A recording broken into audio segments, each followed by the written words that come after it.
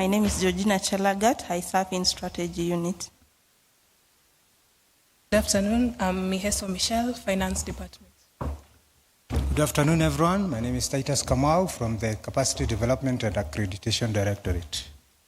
Good afternoon, members. My name is George Oyo, currently serving members in the Registration and Licensing Directorate. Good afternoon, everyone. My name is George Nzao. I'm in the Finance Department. Thank you. Good afternoon, members. Naomi Jelimo, Director, Corporate Services. Good afternoon, members. My name is Kilion Ogol. I'm the Head of Supply Chain at KISM. Thank you. Good afternoon, members. Last but not least, my name is Nicholas Wafula, in charge of finance. Thank you. Thank you very much, Chair. I know that is not part of the AGM, but because of the invaluable contribution and the sacrifice and commitment that that team put forward in serving our membership and stakeholders, you may forgive me for giving them that chance. Chair, in retrospect, when the Council accorded me the chance to serve as your CEO at KISM, our resolve was and has always been to make a difference. Under the strategic direction of our leadership at the Council level, we have indeed made positive progress while learning from our members on a daily basis, as we also embrace the challenges that we encounter in the interest of continuous improvement. I therefore on this occasion want to thank our Council Chairperson and all our Council members present, former and current, for laying a very solid foundation for the Institute. We have succeeded in enhancing visibility and credibility of the Institute. We have also succeeded in building a very robust framework for compliance enforcement, and we have also succeeded in expanding our regional impact in the continent of Africa.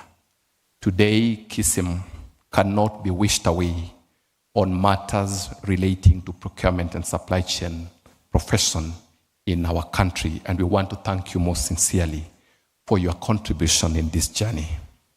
Dear members, courtesy of your continued commitment and support to the profession, towards the end of last year, KISM was duly recognized as the only professional body that won a recognition for being visible with clear and demonstrable results.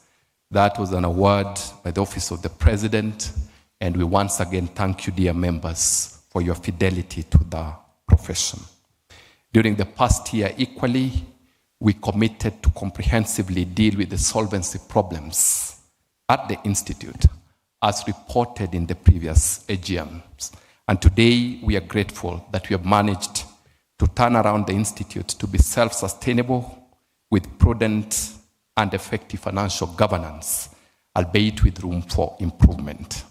This is apparent in the reports that we will be receiving shortly from the Office of the Auditor General.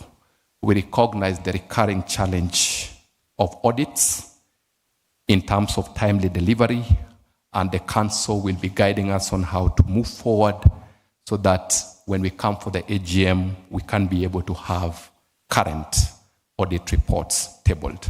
That notwithstanding, we have the Chairperson's report, which is current, spanning the year under review. And I'm sure the Chairperson will comprehensively update you on the progress and milestones while recognizing the challenges the Institute continue to confront.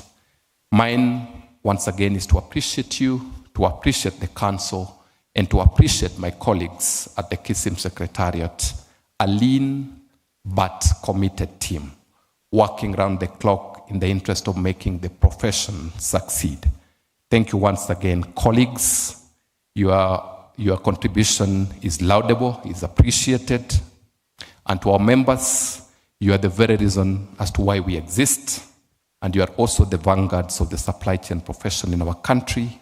We appreciate you and thank you most sincerely for coming to this AGM. This notwithstanding, having made the remarks that I've made, we have more opportunities and areas of improvement, and we want to say that given a chance to continue serving, we shall be able to continuously improve. As I conclude, therefore, I wish to reiterate our commitment to making KISM a model institution that also contributes to the progress of our country. We call for your support and appreciate all stakeholders who have joined us in this AGM, including those who have served before us. God bless you all as we look forward to a very fruitful AGM ahead. With those comments, allow me to take back the program to the chair. Thank you, CEO. We can give him a round of applause. Thank you for the remarks and for introducing your team. Indeed, it's a great team. And as a matter of good practice, I now call upon you in your capacity as Secretary to the Council to confirm the presence of a quorum.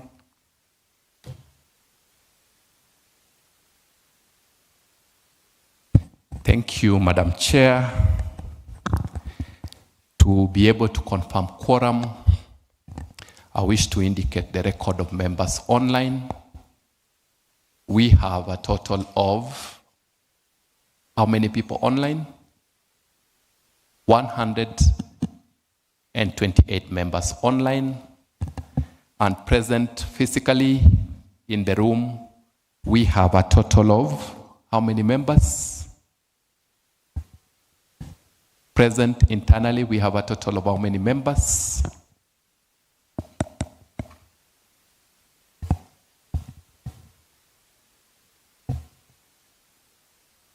Sorry, members, allow us to confirm from the register the numbers that we have.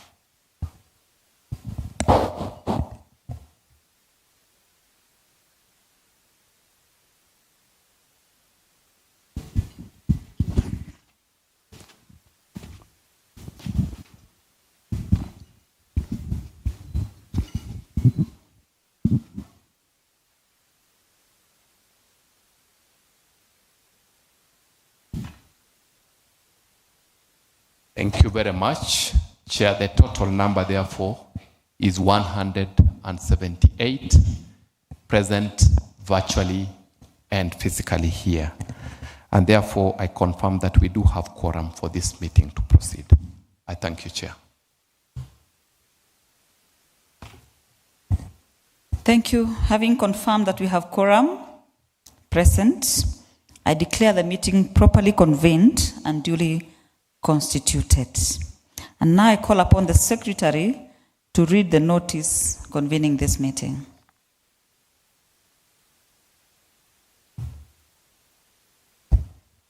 Thank you, Madam Chair.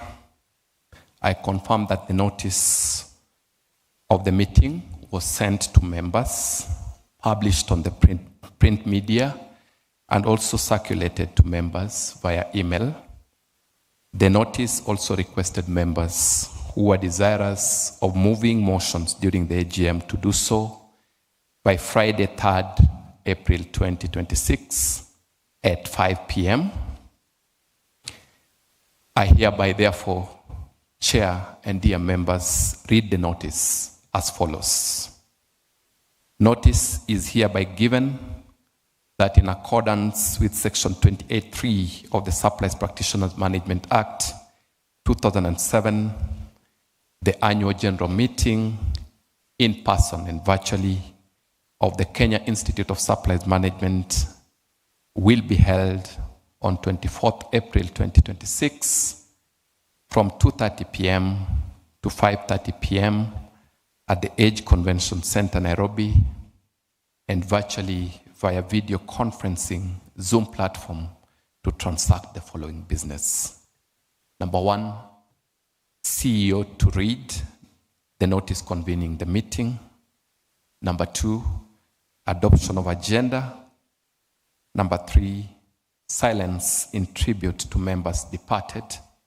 Number 4, confirmation of minutes of the annual general meeting held virtually and physically on the 25th of April 2025.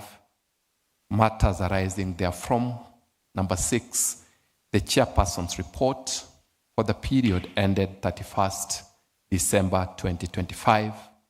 Number 7, presentation of the audited accounts and balance sheets for the year ended 31st December 2024, pursuant to Section 28(3) of the Supplies Practitioners Management Act 2007, and the appointment of the Institute's auditors pursuant to Section 28(4) of the Supplies Practitioners Management Act 2007. And lastly, number 8, motion by members of the Institute by order of the Council. Chairperson, I confirm that members were requested to provide motions for deliberations at the AGM with a deadline indicated of Friday, 3rd April 2026 at 5 p.m. as at the lapse of the deadline, the Institute had not received any motion. Chairperson, the Institute received the audited accounts and balance sheets for the year ended 31st December 2024, pursuant to Section 28 of the Supplies Practitioners Management Act 2007. The audited accounts were circulated to the membership via email and uploaded on the KISM website at least 7 days before this AGM. Back to you, Chairperson.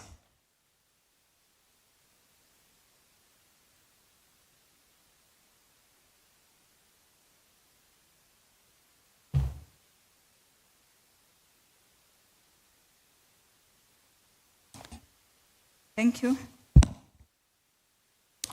Thank you, Secretary. Ladies and gentlemen, I would therefore request a proposer and seconder of the agenda as read out by the Secretary.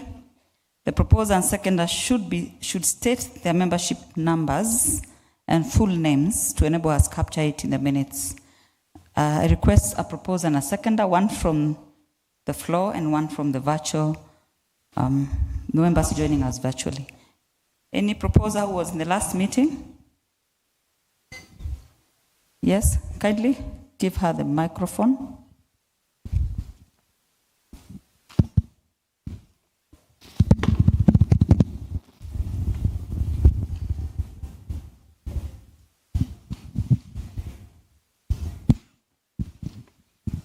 All protocol observed. Good afternoon, colleagues. Good afternoon. My name is Jacqueline Amoke, member number 85650. I propose. Can we get a seconder from the members joining us virtually?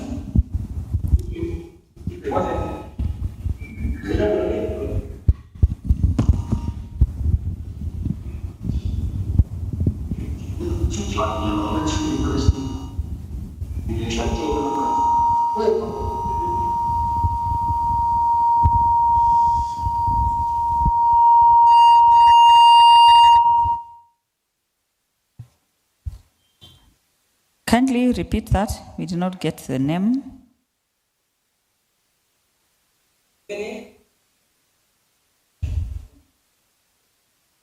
Good evening.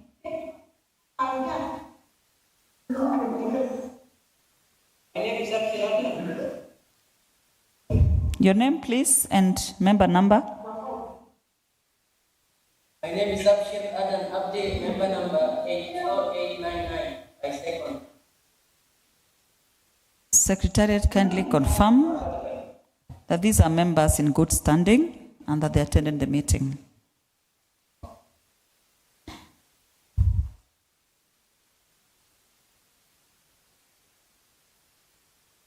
I now call upon the Secretary to confirm if we have a proposer and a seconder to the agenda.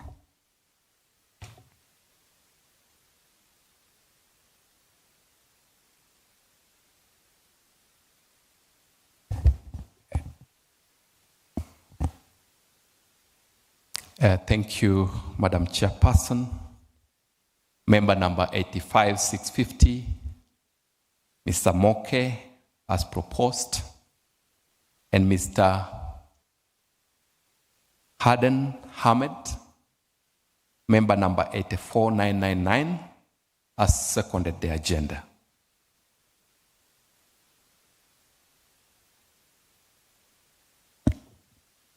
Secretary, to confirm this, our members. Thank you. Number 84899 for records. Thank you. The next item on our agenda is to honor our departed members. And I call upon all our members to be upstanding, and we shall observe 1 minute moment of silence for all our departed members.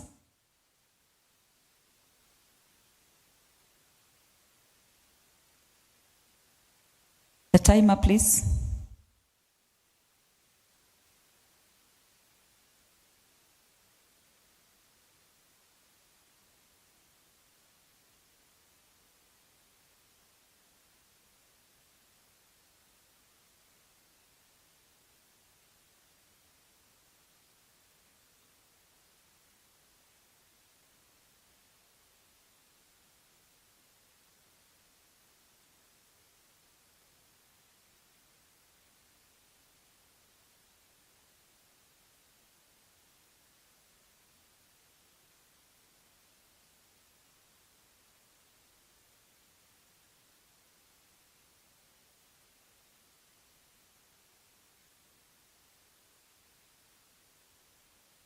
Thank you. You may take your seats.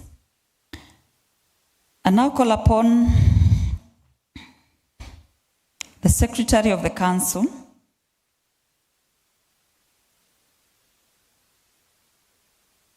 to take us through agenda number 4, which is confirmation of the minutes of the last annual general meeting held on 25th April 2025.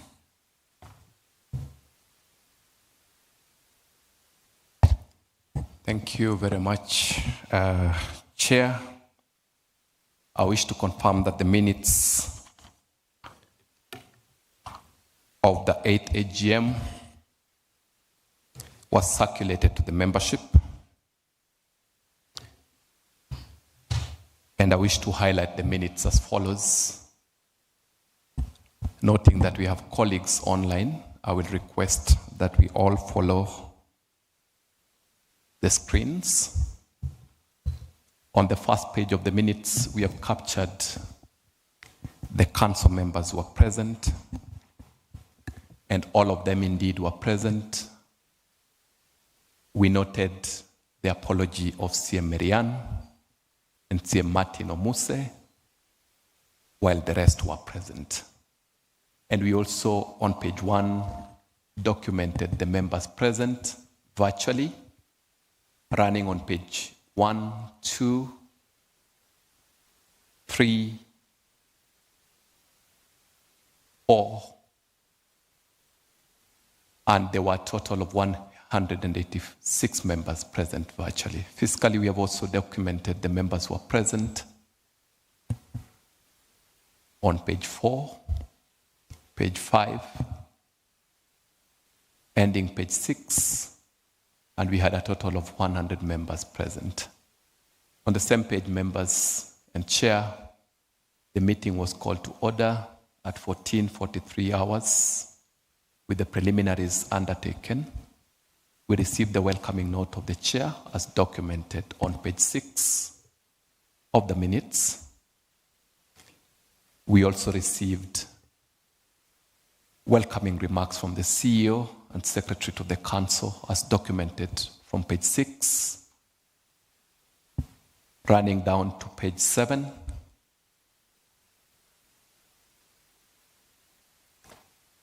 And we received confirmation of quorum. And item 1.4, we received the reading of the notice of the previous AGM under item 1.5. The agenda was accordingly adopted as documented on page 7 and page 8. as proposed by Leonard Maende, a member, and seconded by Dr. Evan Songati, a member. Chair, item 3, we recognized silence in tribute to our departed members. And item 4, we confirmed the minutes of the 7th Annual General Meeting held on 26th April 2024 at the Bomas of Kenya, as proposed by member Finlay Guaro and seconded by member Kenneth Sang. On page 8, we picked the matters arising from the previous AGM held in 2024. The matters arising are captured on page 9. They continue on page 10 and page 11 and page 10, and on the same page 11, we received the chairperson's report for the period ended 31st December 2024. The chairperson's report runs from page 11 to page 12 of the minutes, to page 8 of the minutes, to page 14 of the minutes, to page 15, to page 16,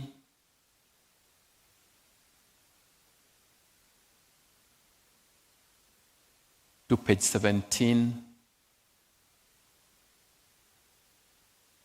to page 18, to page 19, to page 20, to page 21, to page 22, to page 23, to page 24, to page 25, and on page 25, Chair, we received questions from the chairperson's report, and the questions and the responses are captured on page 26, page 27, page 28, page 29, page 30, page 31, page 32, page 33, page 34, the chair's report, and the attendant questions continue, page 35, page 36, and on page 37, Chair and distinguished members, the chairperson's report was adopted as proposed by member Lawrence Olwoch and seconded by member Jacqueline Amoke.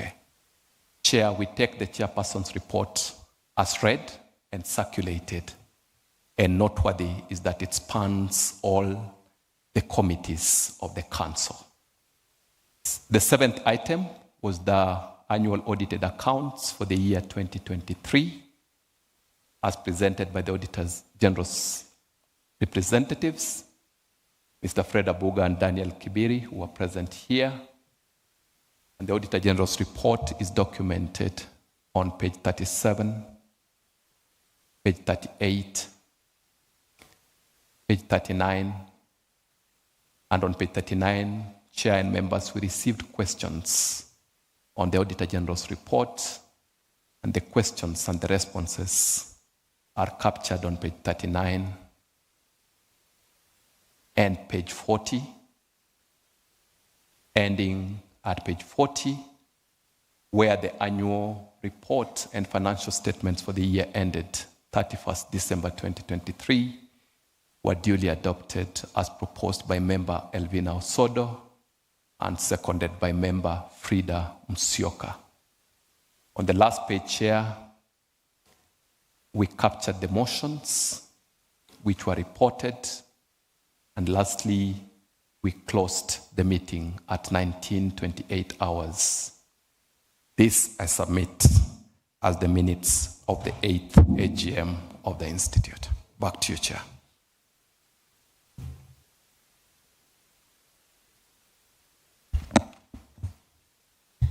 Thank you. I now call for confirmation of the minutes of the 8th AGM as a true record of the proceedings. Again, I request 2 members, one virtually and one physically present, to confirm that these were the records of the proceedings. And we start with the virtual audience. Virtual, let's get a confirmation from one of the members present.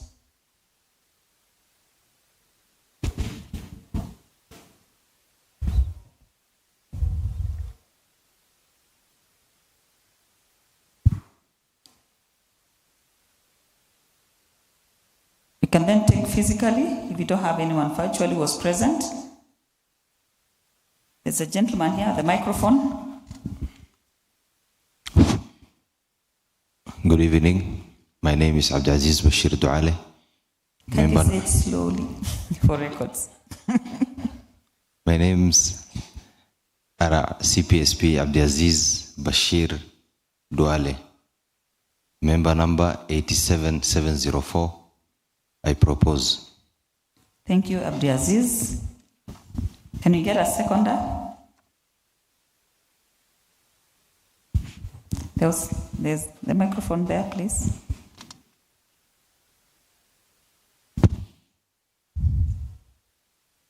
The gentleman on your right, yes. Mm-hmm.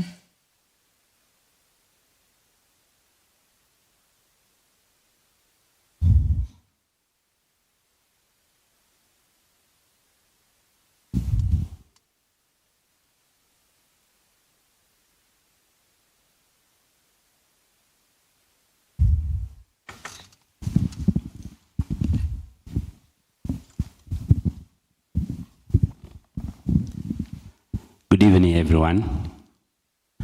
My names are Ruben Kimeu, member number 74683. I second. Thank you.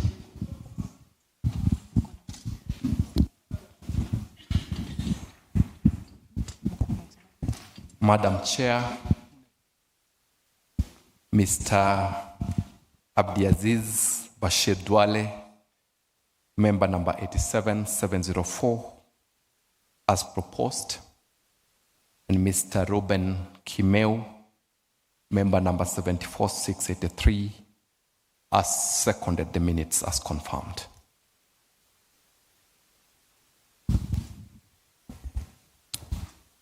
Thank you.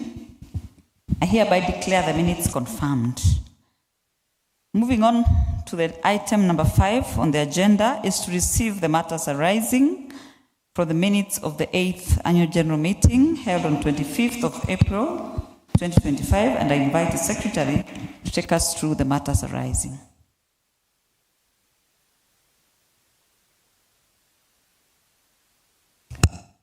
Thank you, Chair. I confirm that the matters arising from the minutes of the 8th AGM have been circulated to the membership and are as follows. Chair and members, for ease of following, we may be able to look at our screens, and the matters arising are documented, making reference to the agenda items, and these are the matters arising from the minutes of the 8th Hybrid Annual General Meeting of the Kenya Institute of Supplies Management, held physically at the Age Convention Center, South C, Nairobi, and virtually via video conference Zoom platform on the 25th of April 2025 from 2:30 p.m. Emanating from the Chairperson's report, minute number KISM.AGM.8/25/04/2025/06, reported was the problem with updating CPD hours for members who have attended CPD events to ensure compliance with CPD requirements.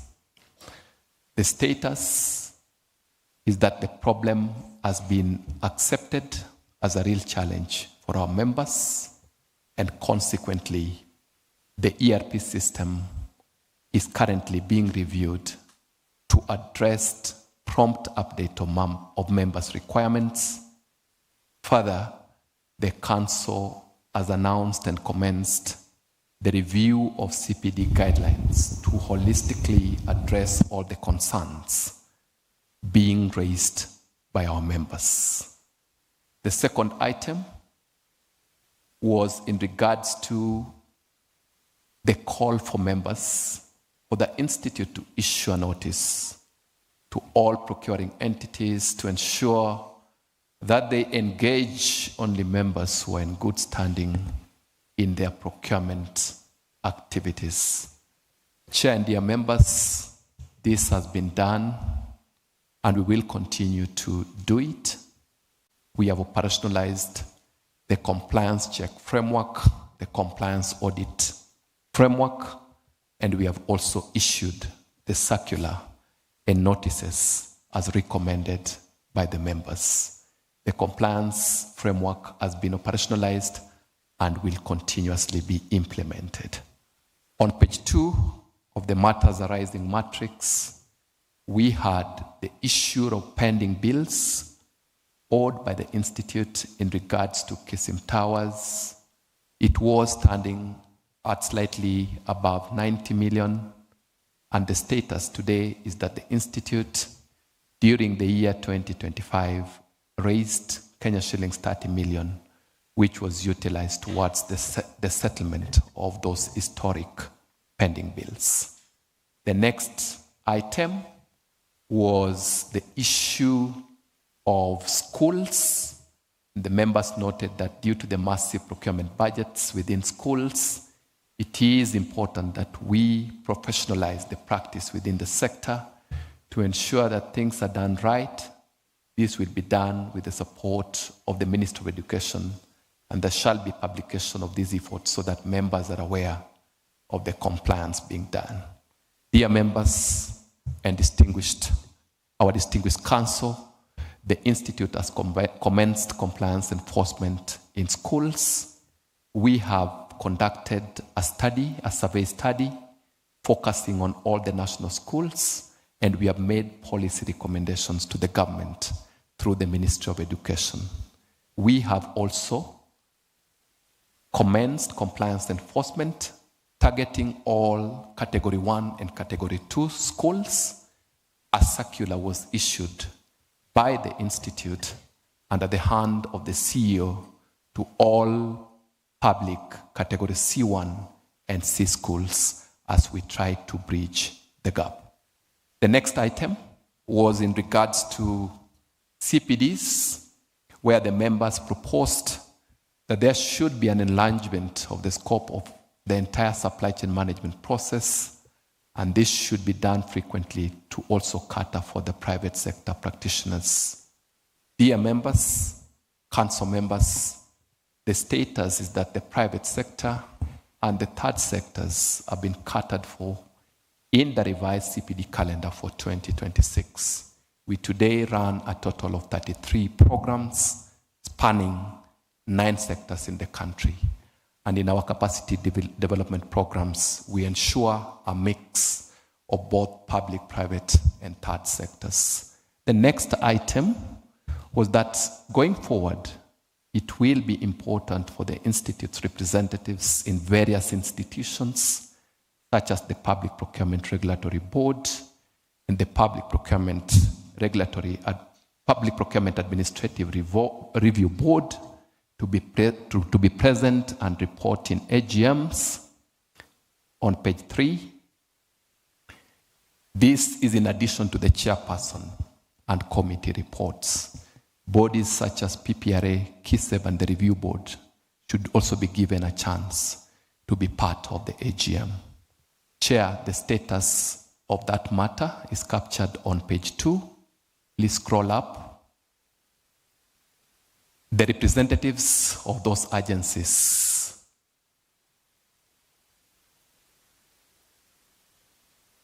The representatives of those agencies have been invited to this AGM to share updates with their members as part of the chairperson's report, and we are happy to recognize the presence of Mr.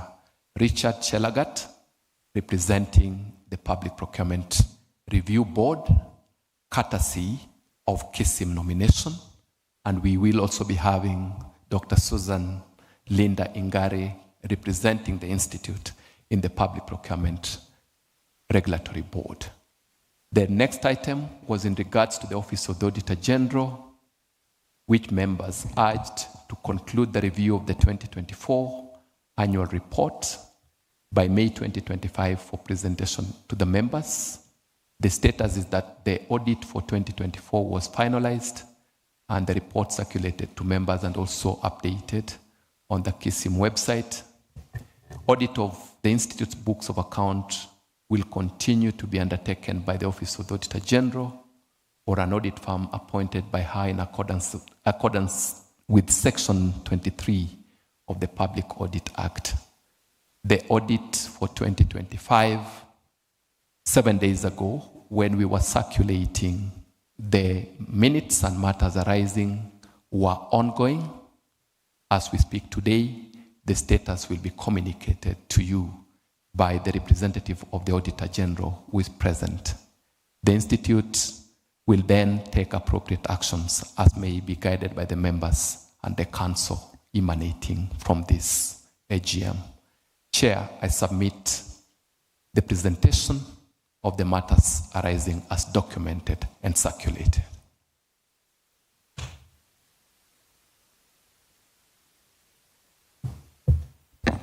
Thank you, CEO. At this point, I would want to open the floor for comments or clarifications on the matters arising. We'll take from the floor first. Any questions or comments on the matters arising?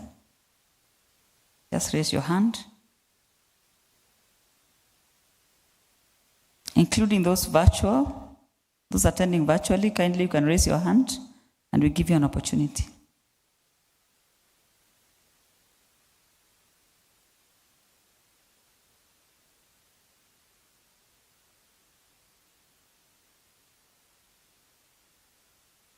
Is there any comments virtually? There's none, we proceed. I hereby move to the next item, number 6 on the agenda, which is to receive the chairperson's report for the year ended 31st December 2025. And as part of this report, I would want to first give chance to members of the Institute who are representing us in various boards to at least say something to the membership. Is Dr. Susan Ingari in the house? She's. Kindly? No? Yes. And as well as Robert Chelangat. Susan represents us in the PPRA board. Kindly come to the floor.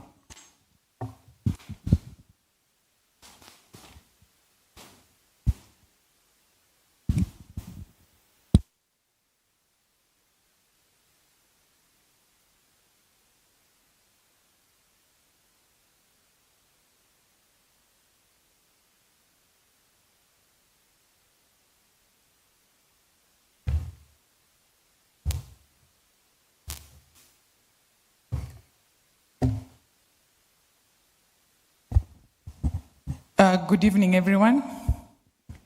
Yes, so I'm Linda Susan Ingari, and I am nominated by KISM to sit in the PPRA board, that is PPRB.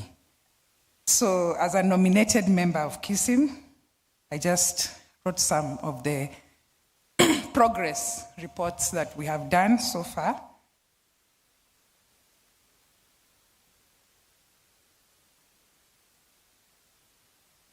Okay, so PPRA has delivered the following in strengthening the supply chain profession, One is the PPRA has continued to support the implementation of EGP system through customization of all standard documents and formats in the EGP to ease the implementation and use of supply chain by the supply chain professionals, and you can attest to that, those of us who are using EGP.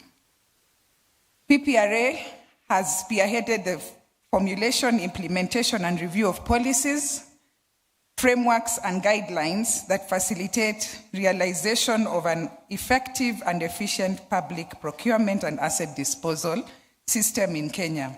This includes the review of the Public Procurement and Asset Disposal, CAP 412C, and the regulations to address the gaps identified. The third one is that PPRA has contributed to the development of sustainable public procurement policy framework aimed at institutionalizing of sustainability in the public procurement and asset disposal system in Kenya.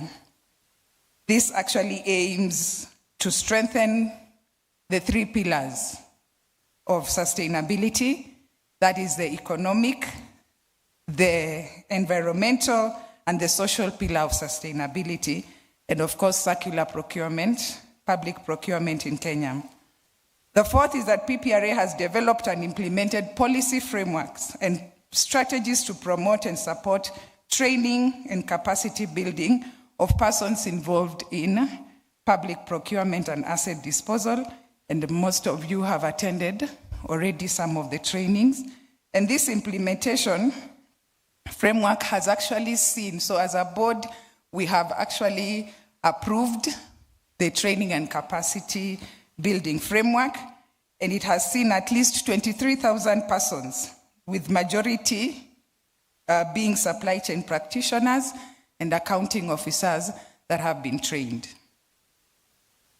Number 5 is the guidelines of registration and licensing of procurement or disposal agents. So here, PPRA has implemented a strong regulatory management platform for registration and licensing of procurement agents and capacity building. So this provided additional opportunities for us supply chain professionals. 6, PPRA has continued to provide leadership in creating strategic alliances at national, county, regional, and global levels. We also are participating in the forums, different forums. So PPRA has ensured participation of supply chain professionals in the regional and international procurement forums. For example, the East Africa Procurement Forum and the Africa Public Procurement Network. PPRA has continued to coordinate specialized capacity building opportunities, and this has also been supported and offered by Crown agents, CEDA, the USA Department of Commerce, and Internal Law Institute. They have really supported us in terms of training. PPRA has facilitated research on public procurement and asset disposal systems and any development arising from the same. Also, the implementation and review of strategies for monitoring the public procurement system on the overall functioning of it and present to the Cabinet Secretary. So that is our mandate, that we actually monitor what is going on and then present to the Cabinet Secretary. And then the last one is PPRA has clarified the reporting of the supply chain professionals through a circular that has now resolved an area that has previously been of great concern for especially those institutions with which a directorate is called corporate services. So that is what I can report on the progress so far. Thank you very much. Let's clap for Dr. Susan. Indeed, she's representing us at PPRA board. And I call upon Robert Chelagat, who represents us at the Administrative Review Board.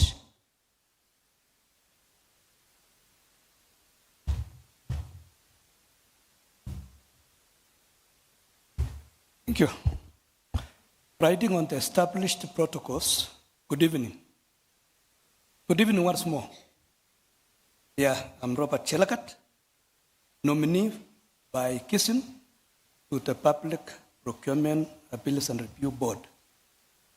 And on the onset, may I take this opportunity to congratulate our new elected members, council members, led by our able lady, Geneva. And I want to wish them well in their new endeavor in becoming drivers of our great institution for this season. Congratulations. It is indeed an honor and privilege to stand before you today in the Kenya Institute of Supplies Management Annual General Meeting of 2026. I am deeply grateful to the Secretary and Chief Executive, Mr. Kenneth Matiba, for the gracious invitation extended to me in my capacity as KISM's nominee to the Public Procurement Administrative and Review Board.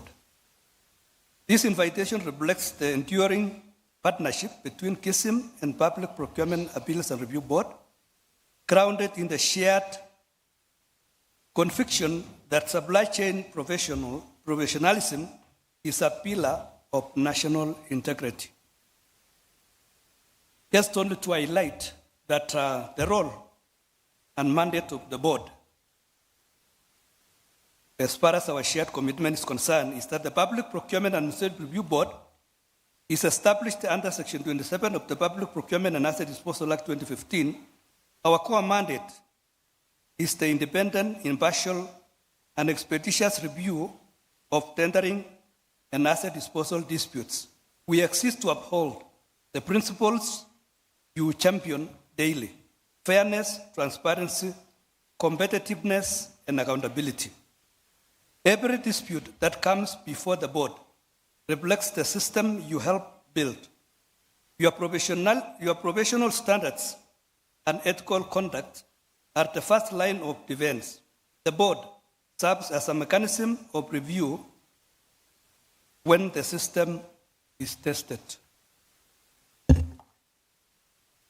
Since my appointment in November 2025, the board has handled significant and high-value matters.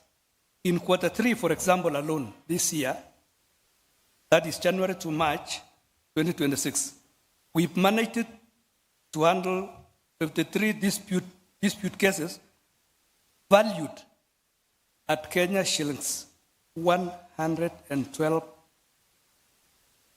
billion. So take that magnitude and imagine what that means in as far as handling these cases is concerned. On these cases, 36 appeals were determined with the statutory timelines. 19 appeals, that is 36%, succeeded. 17 appeals, that is 32%, were dismissed. 4 appeals were withdrawn. 2 matters were stayed by the High Court. 11 matters remain pending, and Kenya shillings 5,335,000 was generated in review fees, so it also contributes to the revenue of the government. All decisions were delivered and published on time, being 21 days and 5 days respectively. The supply chain professionals' contribution during these board hearings. Distinguished members, your role is central to the quality of outcomes at the review board. The matters before us are highly technical and require not only legal interpretation, but also practical procurement insight. In this regard, my contribution as your representative in these appeals are, but not limited to, providing technical interpretation of the documents, that is, ensuring that specifications, evaluation criteria, and compliance requirements are understood in their proper professional and regulatory context. bringing insight into market dynamics and supplier conduct. That is, helping the board appreciate industry realities such as pricing behavior, competition patterns, and supply capabilities, which often influence procurement outcomes. The other includes scrutinizing procurement and asset disposal procedures, assessing whether processes followed by procuring entities align with statutory requirements, best practices, and principles for value of money. The other is promoting proportionality and fairness in remedies, guiding decisions so that corrective actions are balanced, practical, and do not unnecessarily disrupt procurement processes while still addressing identified breaches. The other is contributing to the elevation of procurement standards through board decisions, ensuring that our rulings not only resolve disputes, but also set clear benchmarks and guidelines and guidance for future procurement practices. The KISM nomination is therefore substantive. It embeds professional expertise at the heart of procurement disputes resolution at PPRAP. Where these disputes come from? 83% come from state corporations and state agencies, 11% from county executives, the remainder from other public institutions. Just because of time, I know we have, in the matters arising, one of these other institutions include these public, like schools, where they still have challenge. Of course, we have addressed to make sure that they comply. But practically what I see, and from what we've been practically seeing, receiving as far as complaints, is that they lack capacity. These institutions do not have the capacity in terms of resources to hire real experts and the number that is required. So this is an area where we still need to look at, and we also need to still appeal to the government to see whether they can be given adequate capitation for them to employ fully qualified professionals. This underscores the scale and complexity of procurement and the need for continuous professional development. Judicial oversight, accountability in both directions. Of the 12 decisions challenged in the High Court, 2 were quashed, 1 was dismissed, 8 remain pending. This oversight strengthens accountability and public confidence. Our professional mission. As Kenya transitions to e-procurement, collaboration between PPRAP and KISM will be critical. This call is not more disputes, but rather procurement systems. In this regard, I wish to make a considered recommendation that the greater representation for procurement professionals be incorporated within the review board. While the board currently comprises 15 members, only 1 slot is reserved for KISM. This is a compelling case to increase this representation to at least 3 members drawn from the profession. This would ensure that within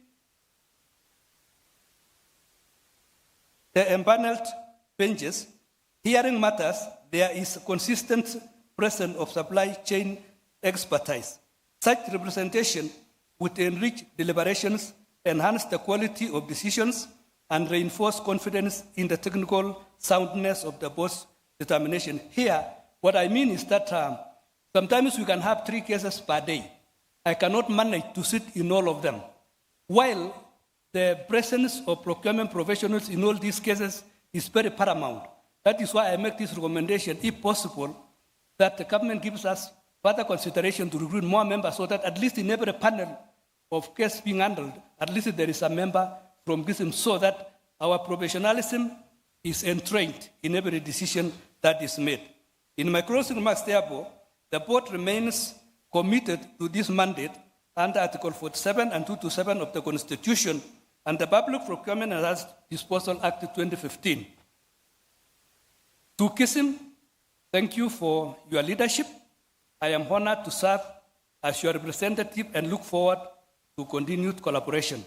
I just want to add only to say, members, that in these cases that we handle, it sometimes pains me to recommend my fellow professionals for investigation or disciplinary case for that matter. It really pains. So maybe at another forum, Chair, we can be invited to share these nitty-gritties. For example, if you come across a dispute arising from where a professional has written 2 opinions, you really cannot understand why that can happen. Or introducing evaluation criteria requirements in the process of evaluation. Otherwise, because of time, maybe at another forum, Chair, I am willing to come and share these nitty-gritties for the good and the benefit of all of us so that we can make our professionalism very vibrant and more so become a solution to Kenyan problems as far as procurement is concerned. Thank you so much and God bless you.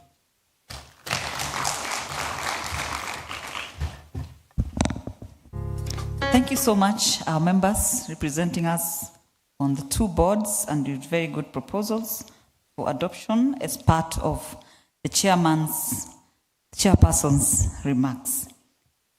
Now, the entire chairperson's report is on your desk and has been circulated online. I will just give a summary. That's a booklet. That's the performance of the Institute in the year 2025.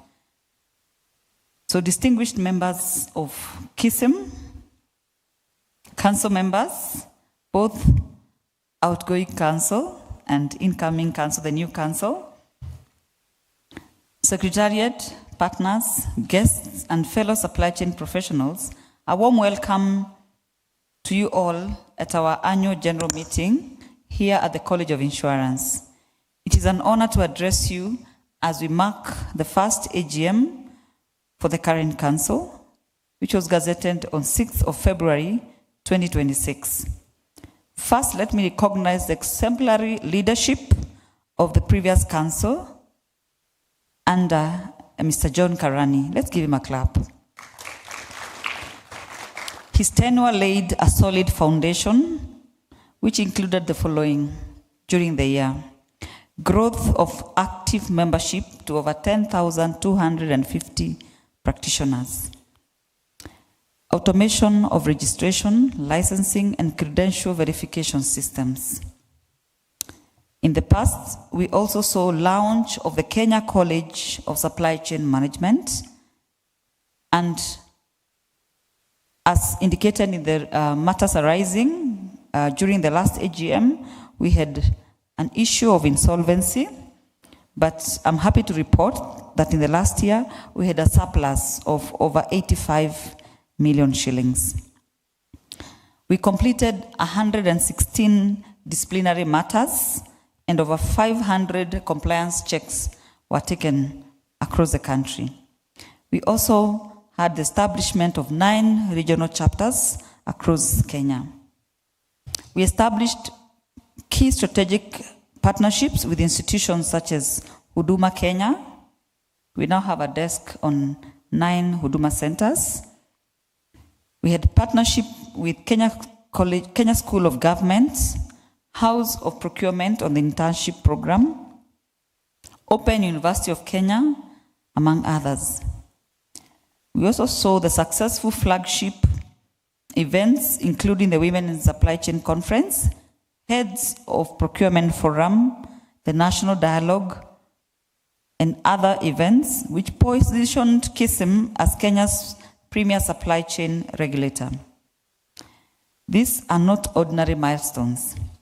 They represent vision, discipline, and commitment to institutional excellence. On behalf of all members, I extend our profound gratitude to the council, the outgoing council, for leaving KISM stronger than they found it. Distinguished members, I also take this opportunity to warmly welcome the elected council members. We assumed office fully aware that leadership is not privilege, it is stewardship. We are here to serve members, protect the profession, and uphold law and grow the institute. The confidence bestowed upon us by members carries responsibility, and we pledge to discharge our mandate with integrity, transparency, fairness, professionalism, and accountability. Together, we represent every corner of Kenya's supply chain ecosystem.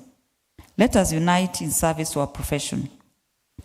We also note the pending legal matter touching on the 2026 council elections. As a statutory body governed by law, KISM respects the independence of the judiciary and remains fully compliant with all court processes and directions. While the matter remains before court, the current gazetted council continues to execute its mandates responsibly to ensure institutional stability and continuity of services. We shall update members transparently once the legal process is concluded.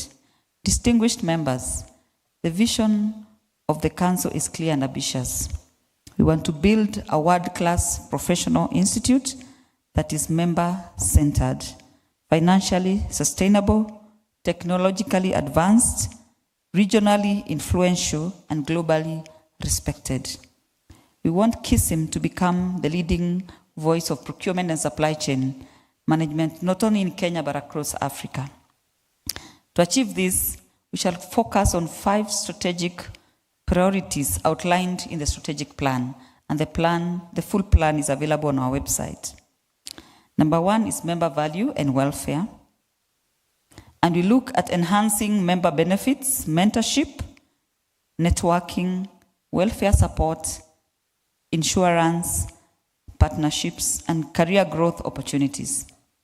Number 2 is to professionalize the profession by establishing the professional standards and regulations. This will strengthen licensing compliance, it will strengthen ethics, enforcement, and professional discipline and sector credibility. The third item is capacity building and innovation. We want to expand CPD's programs to encompass digital learning, industry certifications, research, and I know this is an area where, especially those in academia, have always felt left out as part of our CPD programs. Thought leadership, also to be part of our CPD, and youth development. And as I said this, we have already engaged the media houses, and we shall be rolling out also CPD programs where we allow members to write articles on the Nation newspaper. Number 4 is financial sustainability. So we have to diversify our revenue streams, maximize all our assets, optimize operations, and maintain prudent financial controls. And finally, good governance. We promised to review our regulations and our act and all instruments that are governing KISM. And this is to strengthen transparency, timely reporting, stakeholder communication, and accountability in our systems. Distinguished members, no journey is without hurdles. Even with our progress, we must candidly acknowledge the challenges facing the Institute. One is delays in statutory reporting processes. And I'm sure we have one key one, especially on our financial statements. We have pending legal disputes that affect the perception on our members as well as the Institute. Compliance gaps. This is a big battle which KISM has to fight. We have a lot of institutions that are still employing non-professionals to undertake procurement roles. Please join us in this. This we cannot do alone as an institute. We need you as members to weed out non-professionals from our profession. Heads of procurement, again, would want to work with you as partners. When you delegate authority, delegate to a licensed member of the institute. That way we are working together. The fourth challenge is rising member expectations for faster and better services. As you have seen, the Secretariat is trying. But of course, the 10,000, the 28,000 members still want better services. So we shall be looking at improving on the digital access and also digital disparities in some regions. The other challenge is need for stronger youth and graduate integration into the profession. Most of our youth join institutions, they leave their institutions of study and they do not know where to begin, or they are not properly mentored into the procurement space. So we are looking at this challenge as an institute and developing frameworks around that. And finally is the growing demand for affordable and quality CPD. And I'll give a chance to our council members so that they tell you some of the initiatives that we will be looking at to improve these challenges. These are real challenges, my dear members, but none are insurmountable. The council has already initiated practical interventions. Some of these include intensified compliance checks, advisories, and enforcement under the SPMA Act. We're also deepening our automation services, mobile access, and data integrity systems. We shall be launching the KISM app so that it's easier for you to also access our services from your mobile phone. We are also looking at strengthening all regional chapters, which is an area that was started last year, and we want to move to strengthening this so that we bring services closer to the members. Again, we would want to expand graduate apprenticeship, mentorship, and structured entry pathways for our youths. We shall also be unlocking new revenue streams through trainings. As I said, we shall be redefining our CPD programs to incorporate more creative programs and programs that speak to the members. Again, we shall be unlocking revenue streams through strategic partnerships, consultancies, and investments. So the consultancy hub at the Institute, we want to strengthen that. We shall also fast-track statutory reporting and institutional policy modernization. And finally, expand EGP training nationwide, partnering with IPRS for verified data and regional hub for underserved areas. Ladies and gentlemen, the 2025 annual report demonstrates that KISM remains on a strong growth path.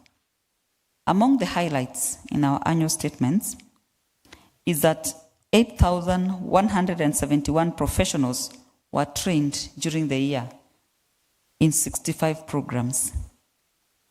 We also saw a revenue growth exceeding 554 million shillings.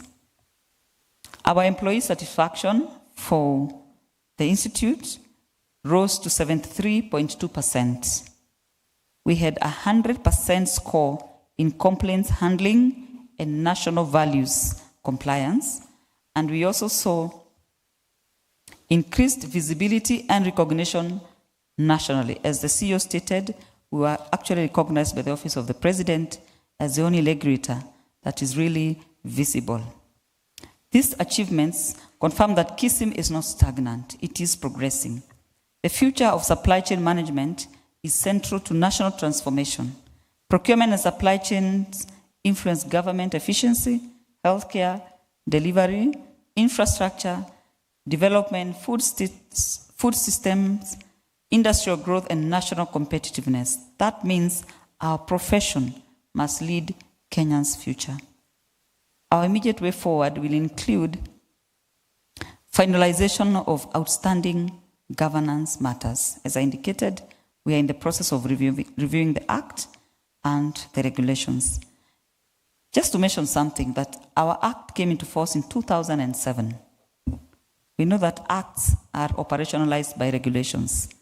Our Act does not have general regulations. So that's where we start. So we've been operating an Act for the last, how many years? 17 years? Without regulations. But it is a good chance that we do them right, as even we review the full Act and other amendments, including the CPD guidelines that were established by Parliament. We're also looking at full implementation of our strategic plan.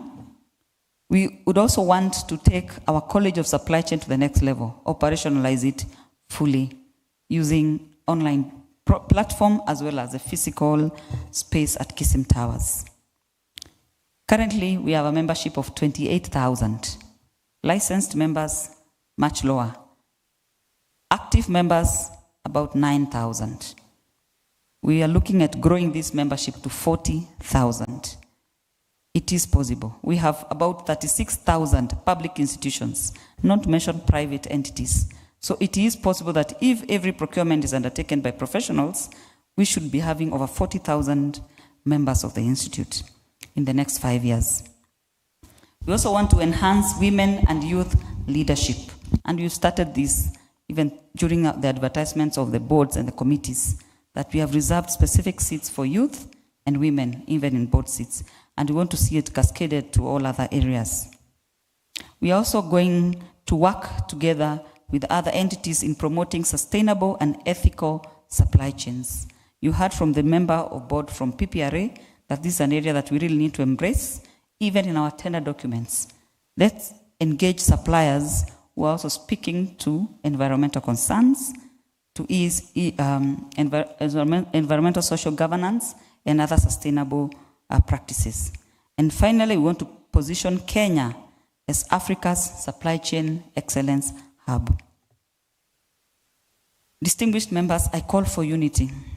No council succeeds alone. We need members, secretariat, partners, and all our stakeholders. Let's unite for purpose and reject division. Let us choose professionalism over politics, collaboration over conflict.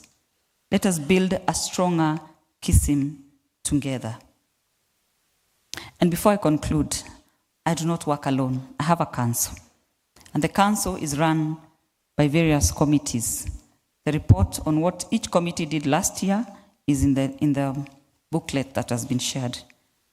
But just to highlight, I will call upon my council members. I'll give them each a minute, the chairmen of the various committees, to just say one word as I close. So I call upon the chair of the Audit and Risk Committee, Madam Purity Kanini. Kindly come to the stage.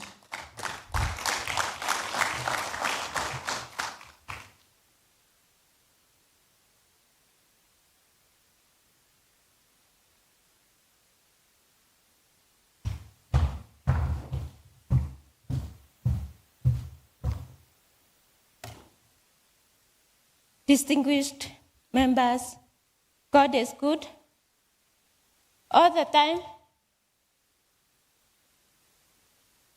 This evening,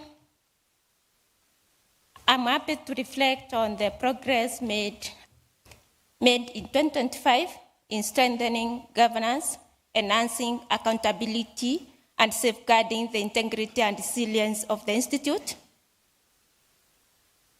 Under the Institute's fiduciary oversight framework, the Audit and Risk Committee is entrusted with oversight of audit, assurance, and risk management matters of the Institute. Our responsibilities entail oversight of internal and external audit functions, monitoring enterprise risk management systems, reviewing the adequacy and effectiveness of internal controls, ensuring compliance with statutory, regulatory, and governance obligations, advising Council on financial governance matters and the compliance audit of the profession, supporting institutional sustainability and SPMA 2007. Through this mandate, the committee helps protect stakeholders' interests while promoting operational excellence and ethical leadership. This evening, I'm pleased to report that during the year under review, the Institute maintained sound financial governance and accountability systems. The Council was able to attain and qualified audit report, audit opinion from the Office of the Auditor General, reflecting continued progress in financial stewardship and commitment to the strengthening governance processes. The Institute's liquidity position was also improved significantly from current ratio rising from 1.9 1.19 from 0.1 in 2024, as indicated in the financial report that have been circulated to the members. This demonstrates the stronger capacity to meet short-term obligations and sustain operations. These indicators affirm the Institute's growing financial stability and readiness to support future expansions. On risk management and institutional resilience, in 2025, the Council approved and operationalized a comprehensive risk management policy and framework, marking a major milestone in institutional governance. This proactive approach ensured that risk management became integrated into strategy execution, daily operations, and decision-making processes. Continuous monitoring throughout the year helped minimize operational risks, strengthen resilience, and improve preparedness in a dynamic environment marked by increasing membership growth to 10,250 members and expansion into new sectors. The committee also ensured alignment with emerging governance standards and international best practices in risk oversight. The committee continued to strengthen internal controls through periodic reviews, audit follow-up mechanisms, and enhanced compliance monitoring. This has enabled timely corrective actions, improved accountability, and strong assurance of financial operational processes. As we look to the future, the Audit and Risk Committee remains fully committed to deepening the Institute's risk culture and strengthening governance systems. As the Institute advances toward its target of 40,000 members, we remain focused on ensuring that growth is anchored on sound governance, accountability, and resilience. May God bless you all. Thank you. Thank you, CM Purity. During the period, that committee was chaired by CM Jeremiah Nthusi. We give him a clap for the good job also. The other committee that was served the Institute is the Registration Committee, currently chaired by CM Fidel Mwema. Kindly CM Fidel Mwema. And previously, during the period, it was chaired by CM Mark Kanda. Let's appreciate CM Mark Kanda as well.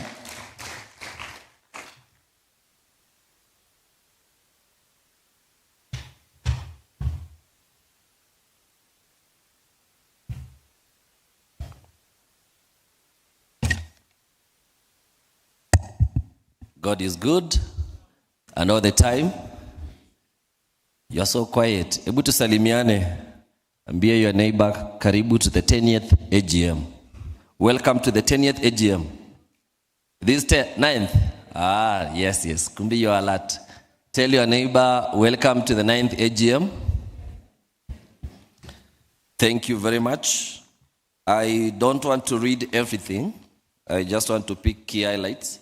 So my name is Fidel Mwema, council member serving for a second term, courtesy of your vote, of course.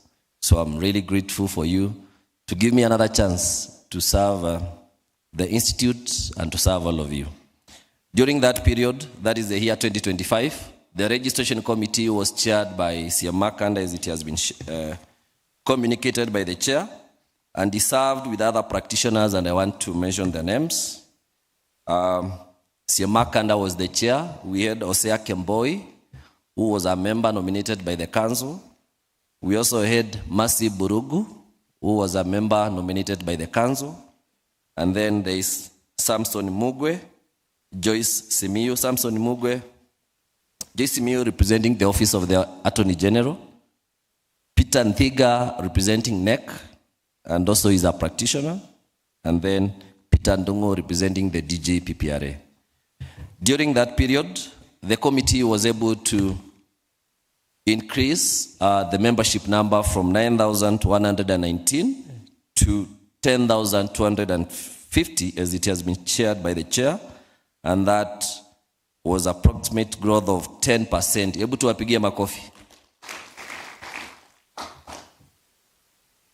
The committee also oversaw a new registration of drive where we got 5,016 members who got licensed as compared to the previous year where we had 3,540, and that represented 55% in terms of licensing. Able to begin my coffee. So the target going forward is to have 40,000 members in good standing. So far, as of today, we have 28,000 members of the Institute, whereby we have over 9,800 in good standing as of today.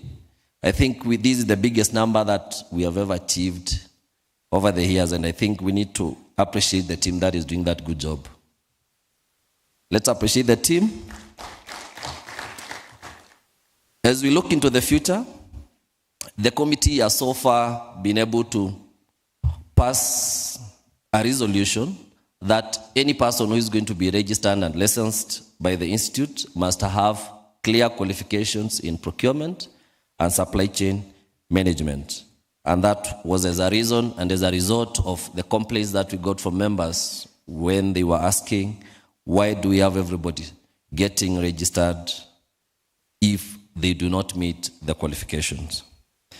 Also, the committee has been able to seek equation of CIPS for those who have been able to do CIPS. And now it is clear that if you have CIPS qualifications, level 4 and above, level 5 and above, then you can be registered by the Institute. But if you just have CIPS level 4, then you cannot be registered. You need to complete at least level 5. We have already, within the first quarter, we have been able to develop the standards of practice as we had promised, and that document will be released by the CEO very soon so that we can get feedback from members through public participation. We have also been able to develop scale of fees, and as the chair has mentioned, those two key items are in the general regulations that will be shared with the membership for purposes of public participation. Then, just to pick other key highlights, is that we have already sought an advisory from the Office of Attorney General so that we can get clear guidelines on whether if somebody is having a full-time employment, you need to be licensed, or it is the people who are doing consultancy in the field of supply chain who need to be licensed. We also took note of the fact that the Act says you need to be having membership and license, but when you look at the regulations, you are required to you are required to be a member of the Institute for at least 3 years for you to qualify to have a license. So because of that contradiction, we have sought an advisory from the Office of Attorney General, and we'll be able to get that very soon. Otherwise, there are quite a number of key highlights that we can be able to share with you, and I believe in due course we'll be able to share with you. Thank you very much for the audience. Thank you. Thank you, CM Fidel. Now, CM Fidel, previous council, chaired the disciplinary committee. I will not call him to tell us what he did. Instead, I will call the current chair of the disciplinary committee, CPSP Kennedy Ariembi, to tell us the performance of the disciplinary committee. Thank you. Kindly make it 1 minute. Let's clap for him.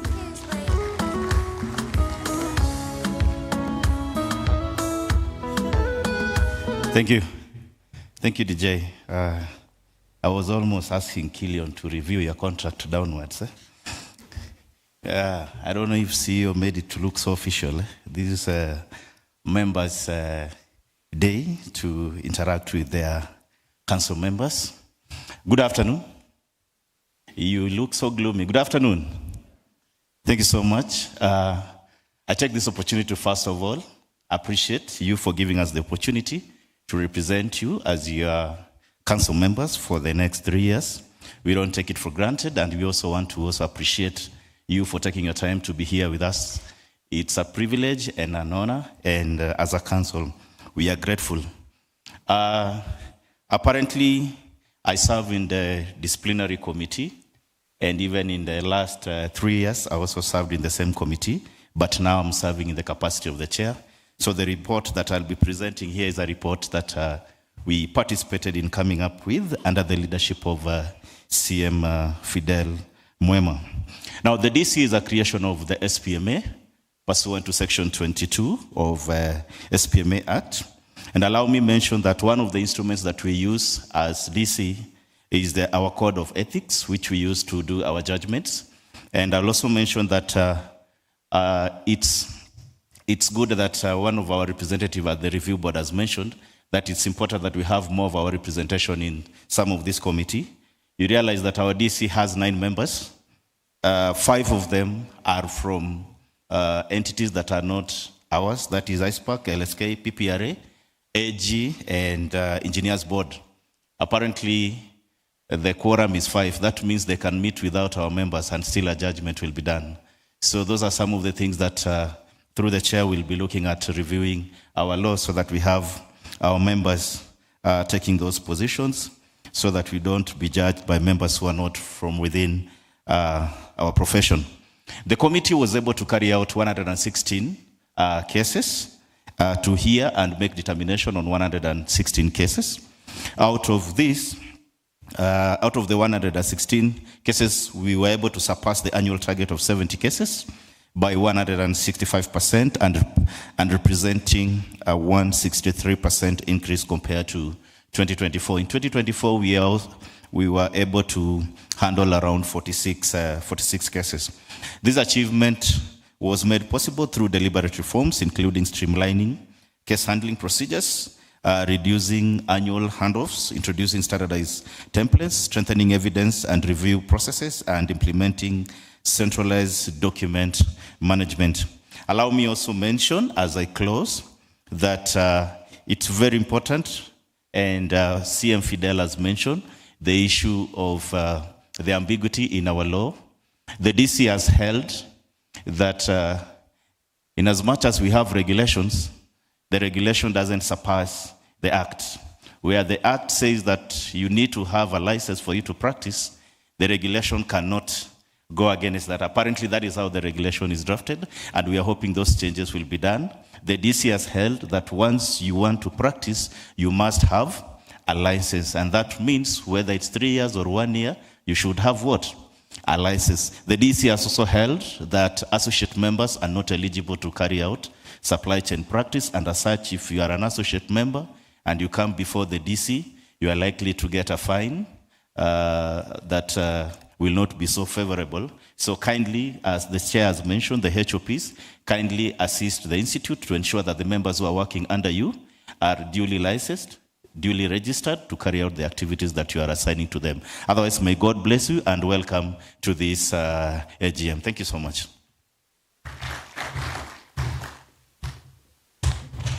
Let's give a clap to CM Ariembi. I also want to recognize the members of the disciplinary committee. It was previously chaired by CM Fidel last year.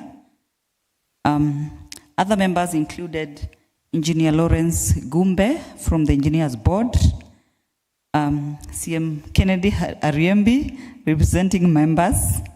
We had CS Judith Chimao from the Law Society of Kenya, Thomas Otieno, a member of the Institute, Dr. Rebecca Mutia, a member of the Institute, FCPA Parag Devani, a member from ISPAC, Samson Masila, a member from the Law Society of Kenya, Evans Ongati, a member of the Institute, and the secretary was the CEO, Kenneth Matiba. We give them one clap. Thank you. So those are the statutory committees. Then we have the Professional Standards Committee. That's our core business, core mandate committee. And I hereby call upon CM Ngen Tingos Josephat. Clap for him as he comes.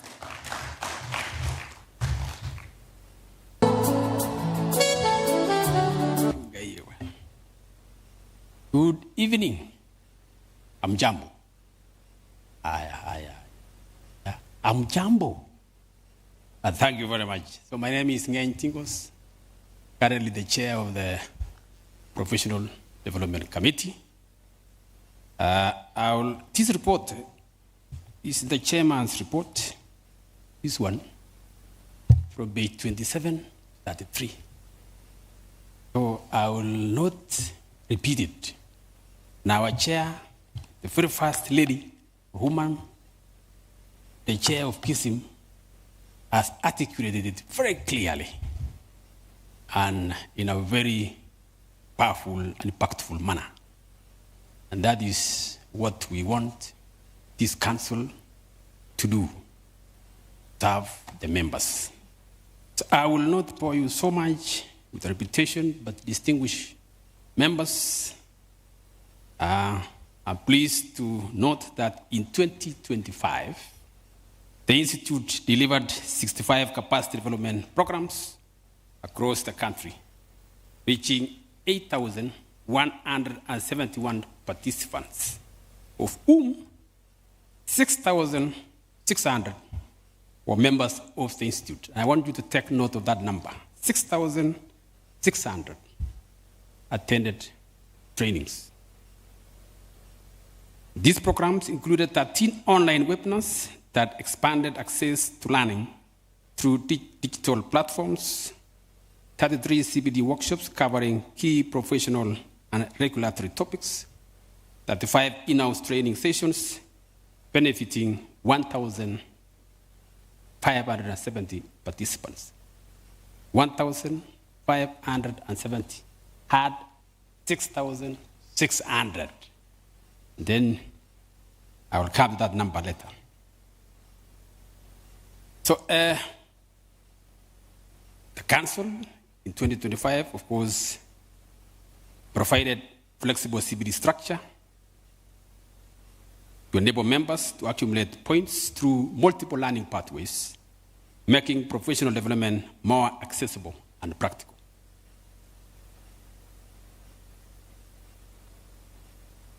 To end,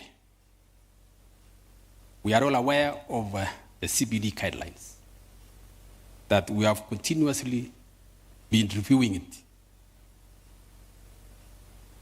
And as we are all aware, and we have listened to the chair, that we want our membership to reach 40,000 competent professionals.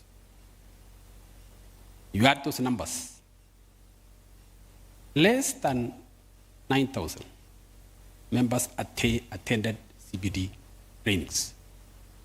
Ladies and gentlemen, dear members, that does not occur well as a profession.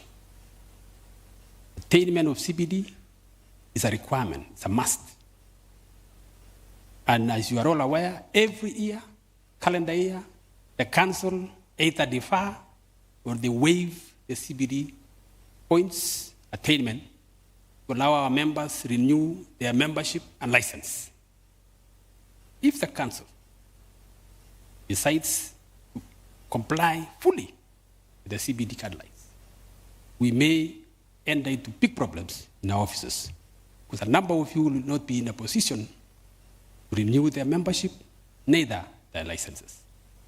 I want to plead with you that this year, 2026, please ensure that you attain your CBD. And this council will ensure that we have several pathways going forward. We will be reviewing the CBD guidelines. And I ask you, all of you, to make sure that you participate in the public participation, to ensure that going forward, we'll have a CBD guidelines policy that is sustainable. So that every year we'll not be saying we want to defer, we want to waive. So ensure that you attend those free CBD. Please attend them.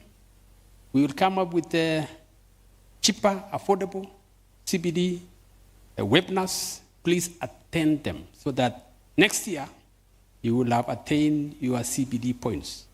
And you know the importance of those CBD points. You will be in a position to know emerging issues in your professional sector. Having said that, I want to take this opportunity to thank you for giving me this opportunity to serve you. Kama kiongozi mtetezi, I will do that part ya kutetea, but also do your part to ensure that you attain your CPD points so that next year we will be happy to renew your license when you have attained your CPD points. We will not, and this council may not be in a position to defer or to waive the attainment of CPD points going forward. Because as an institute, we must ensure that we are abiding the laws and policies that we come up with. Just to end, please ensure you attain the free CPD points. Please ensure you participate when we are reviewing that CPD guideline policy. Thank you and God bless you.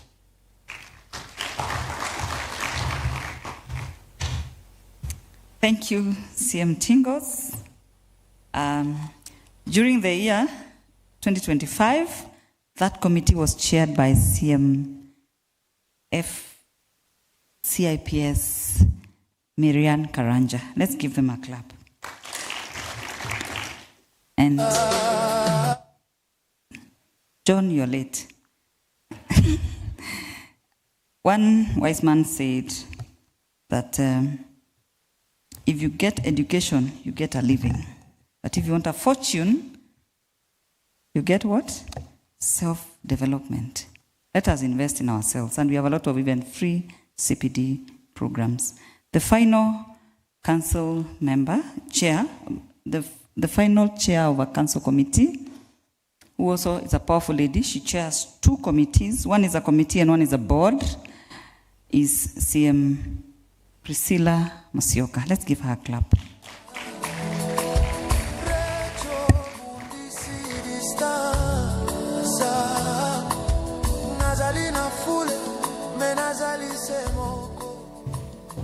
Good afternoon, members.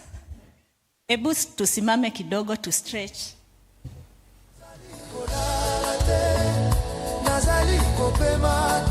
Let's stretch up, up,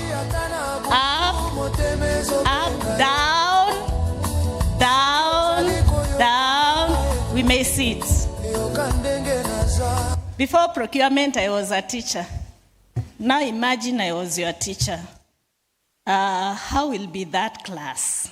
Will you pass? Wow.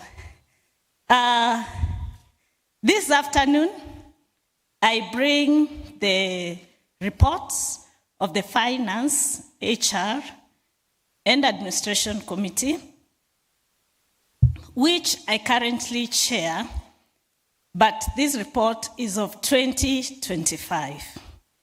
I won't read everything. The year under review was marked by deliberate reforms, prudent stewardship, and strategic investment that enabled the Institute to optimize resources while building a motivated, high-performing workforce. The committee oversees the following: budgeting and financial planning, revenue growth and resource mobilization, human resource policies and staff welfare, performance management and productivity enhancement, and procurement and asset utilization, organizational development, policy formulation to support institutional sustainability. In the mandate, the committee ensures that the Institute remains financially sound, operationally efficient, and people-centered.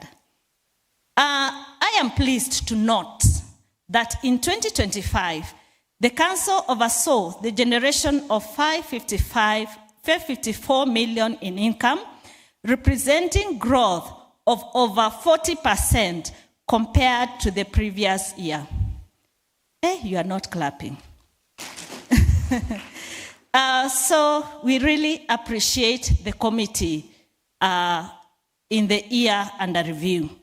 This strong performance enabled the Institute to realize 85 million surplus, which has been strategically reinvested into development initiatives aimed at strengthening long-term sustainability and member value. The Institute's liquidity position improved significantly, with the current ratio rising to 1.19, up from 0.91 in 2024, while total net assets increased to Kenya shillings 1.62 billion. The results reflect prudent financial management, disciplined expenditure control, and strategic revenue diversification. Our people remain our greatest assets, and the people are the KISM members. And in 2025, the Institute continued to prioritize staff motivation, welfare, and productivity. That is the Secretariat. Employee satisfaction rose to 73.2%. Let's clap for the committee. The Institute maintained its commitment to diversity, inclusion, and equal opportunity, with women representing 59.46% of the workforce. The overall productivity improved to an index of 2.57, and support service delivery amid membership growth of 10 to 50. We have the committee oversaw the development of 11 key policies to strengthen governance, staff well-being, and institutional effectiveness. And the policies are outlined in the AGM report. As a committee, we remain fully committed to sustaining financial viability, attracting and retaining top talent, and strengthening agile administrative system. Our focus from now, from the time you elected us in office as a council and as a committee, will include mobilizing additional resources for growth, enhancing staff welfare and retention, and possible 40,000 professionals. Therefore, we commit to sustained financial viability, agile administration, mobilizing resources for welfare, digital HR tools, and adequate policy alignment. Thank you. That was the report of the Finance and Administration Committee. I'll briefly. Good evening, members. Protocol requires that I seek your permission if I have to extend this meeting beyond 5. It's now exactly 5 p.m.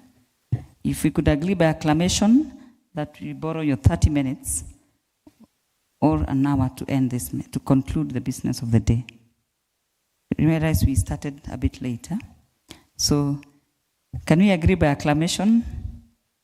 Do we continue? Anyone of a contrary opinion? The ayes have it. Thank you. You may proceed, and make it short.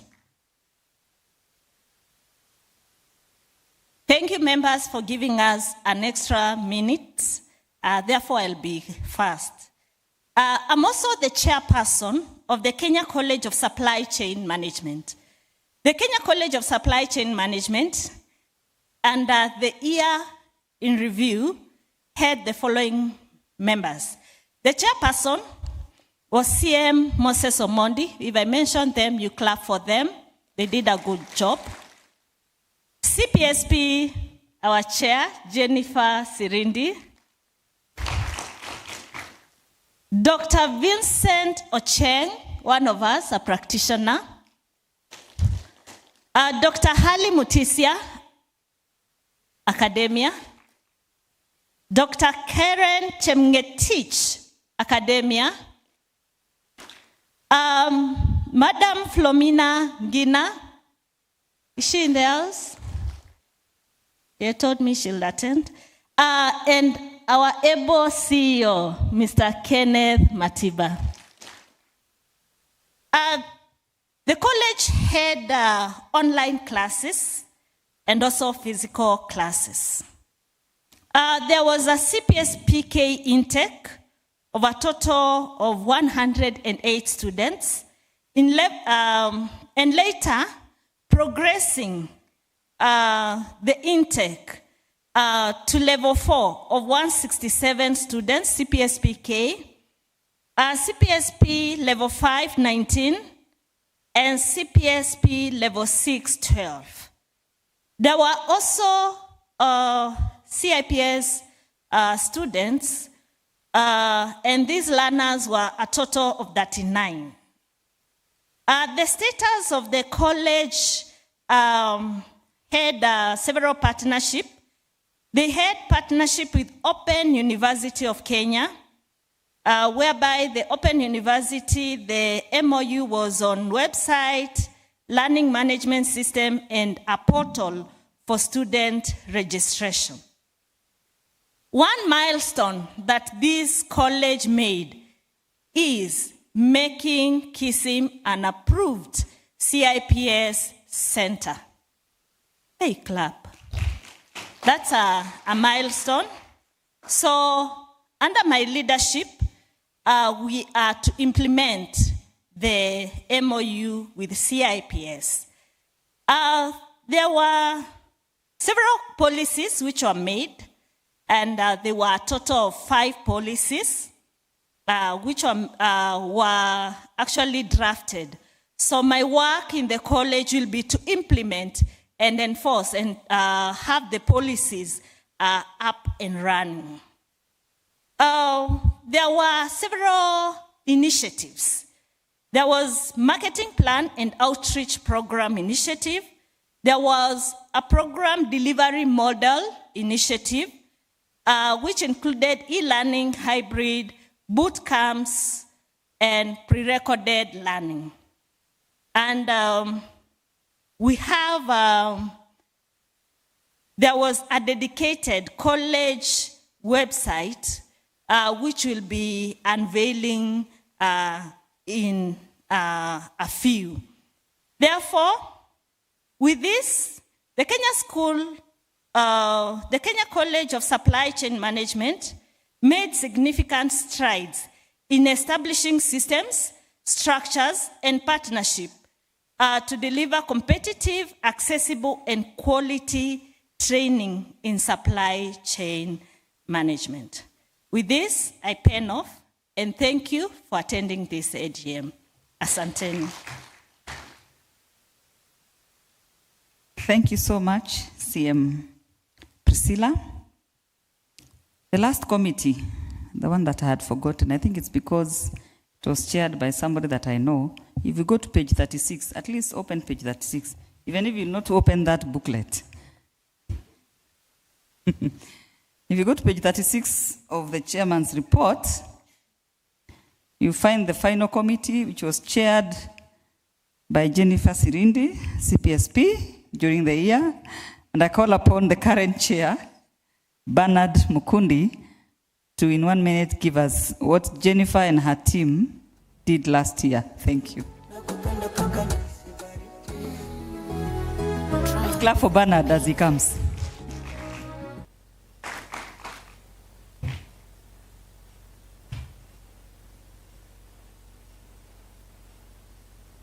Good evening, members.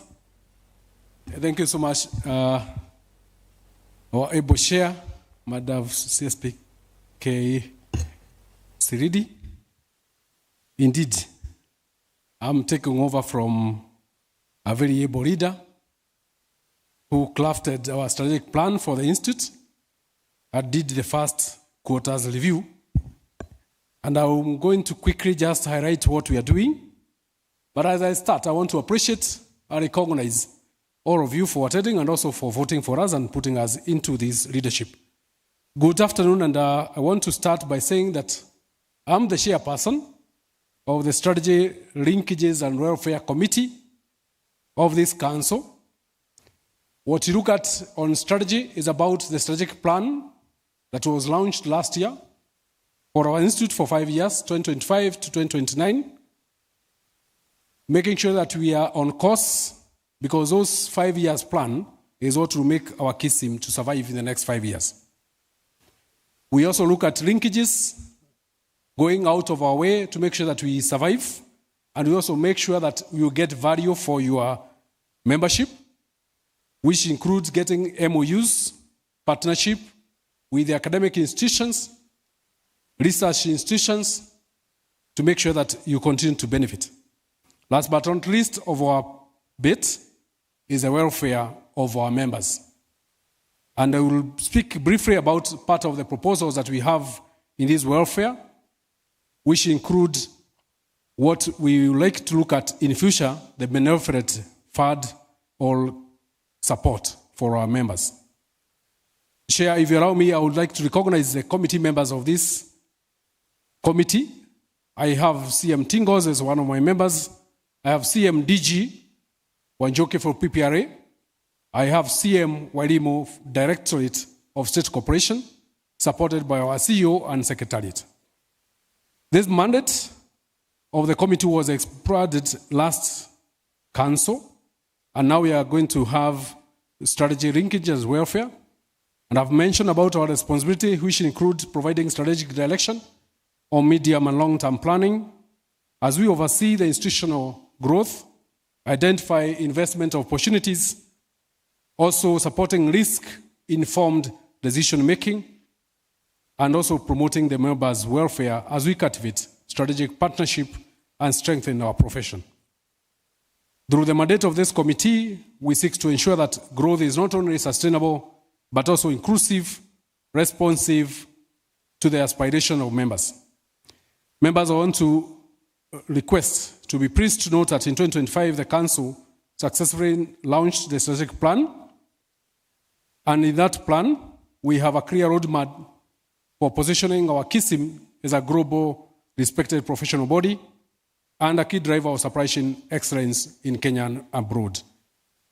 During the year 2025, the Council secured 7 MOUs, which includes the MOU with House of Procurement, with the Huduma Kenya, where we have all our services across the Huduma centers, MOU with the Kenya School of Government for leadership, development, and executive training, an MOU with Fulfillment Resource Center for retail sector, research, and industry insights, an MOU with Open Universities of Kenya to support the learning management system for the Kenya College of Supplies Management, IPRS, another MOU for member data verification and register integrity. And last but not least, there was also an MOU that was signed for your benefit with the Kenya Airways to make sure that when you travel and you're able to identify yourself as a valid member of KISM, you get a discount on your travel request. Those were more, and on behalf, over and above, the Kenya Defense Forces MOU that was also signed to make sure that our brothers and sisters in the defense, who are also members of our institute, continue to be registered and to be recognized. So by that, we're also expanding opportunities for our people who want to expand their practice into the defense space. This committee remained focused on ensuring that members drive further tangible value for their affiliation with the institute. And we therefore want to recognize that the welfare of our members is very essential as a pillar of driving professional body. And as such, we have made some efforts to expand members' benefits, to improve service accessibility, and to develop programs that will support our practitioners at different stages of their career. This committee remains committed to building a member-centered institution where every practitioner feels supported, represented, and empowered to grow professionally. As we go to the next phase of this implementation of the Strategic Plan 2025-2029, this committee will remain steadfast on its commitment to strengthen strategic investments that will generate long-term value. 2, we will expand partnership locally, regionally, and globally. And on this bit, I want to request members who are practicing abroad, if you have opportunities that we can be able to give to our members, especially those who are in the private sector, please liaise with our secretariat so that we can be able to give those benefits to our members and linkages. There's no harm for us to have space in AU and other spaces that are there. As thirdly is to enhance member welfare programs and professional benefits. The fourth one, as we support inclusive growth across all the sectors and regions. Last but not least, as we position KISM as a leading voice of supply chain excellence in Africa. Through these efforts, we shall continue to creating opportunities that will uplift practitioners and strengthen the professionals nationwide. Last but not least is a proposal that we have to have our benevolent fund. And at that point, we would like to request members, when we put this to the floor, please participate. As well as we come to the last call, we are requesting that members also come out and give us opportunities for mentorship and coaching for our young people who are coming to the space so that we can be able to develop the supply chain for the future. Thank you so much. May God bless you. Thank you, Chair. Let's give a clap to CM Bernard. The big name used, benevolent, you've seen a lot of WhatsApp groups, when parents pass on, when our members lose loved ones. So we'd want to take this collectively as professionals so that we can come together and support. That's basically it when we talk of benevolence. So thank you so much, Chair of the Strategy Welfare and Welfare Committee. I cannot close the chapter on council members without recognizing a very key council member, DG Patrick Wanjuki. For the first time in the history of KISM, DG is sitting in the council himself, and I know he's available online. If DG, you can hear me, you can just say hello, kindly.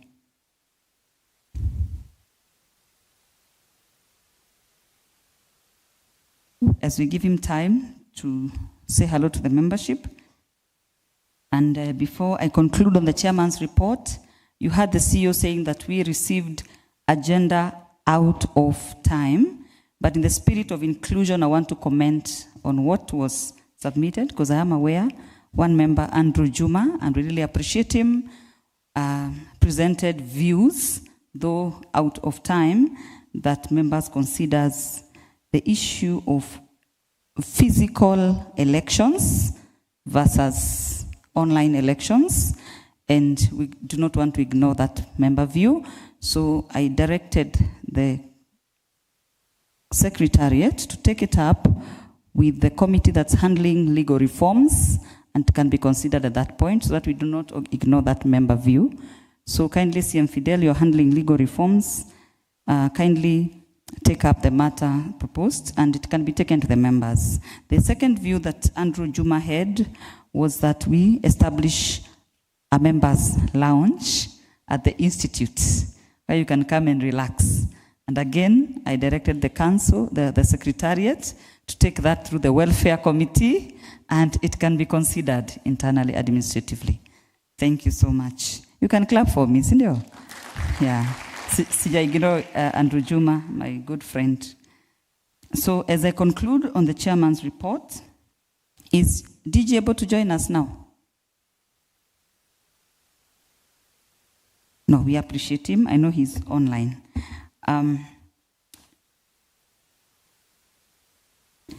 Also, as I conclude, Karibu DG.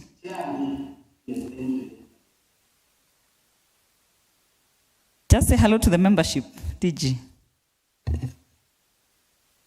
Chair, council members, and my professional colleagues, thank you very much for doing this. Thank you, DG Wanjoki. Let's give him a clap.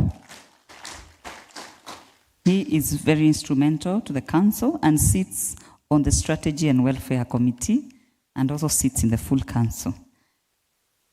So, as I conclude my remarks, I want to thank the outgoing council, John Karani, and the rest of the members who left the council and who have served and brought us this far, especially during the year under review. As you've heard, it was real hard work. I want to thank you members for your trust in us as a council, and we will not let you down under my leadership. we will exceed, in the spirit of CBC, exceed your expectations. But this we cannot do without you. I want to thank management. Indeed, we have good staff. 28,000 members being served by 37. And as a council, we have committed to support the Secretariat to deliver, both increasing their capacity, both by automating certain things. As I said, we shall be having even an app, and also by increasing physical capacity. And I'm glad our CEO has worked around the clock, and I would want to really appreciate our partners, including the World Bank. Already the World Bank, I think it's important, you'll see in our statements, that the World Bank has given us a facility of $3.2 million to support the institute. Let's clap for our support, our partners. I also want to thank stakeholders, other stakeholders, and we will be bringing more on board. Those MOUs that we initiated when I was chair of strategy are not in vain. We want to see leadership courses in partnership with KSG, with Strathmore. We want to see online certifications. We want to think without a box when it comes to CPD. And as I stated, we shall also have writing recognized. Things like doing journals, articles in the papers. We do not want the media to second guess our profession. We should be in that space speaking our profession and earning CPD by making those contributions. So to all of you, I really thank you very much for attending and listening to us keenly. Thank you and God bless you.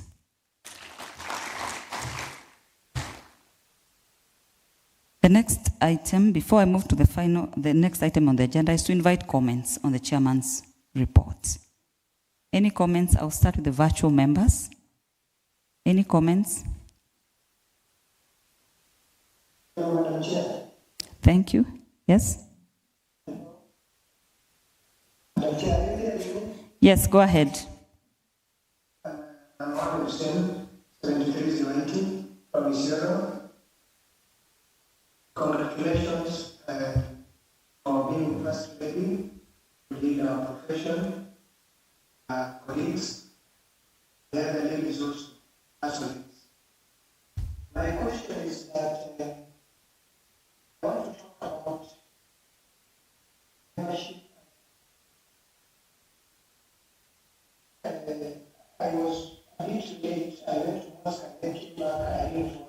I don't know if I have a topic, but I think this is the only opportunity we get to session 3 of this suppliers act.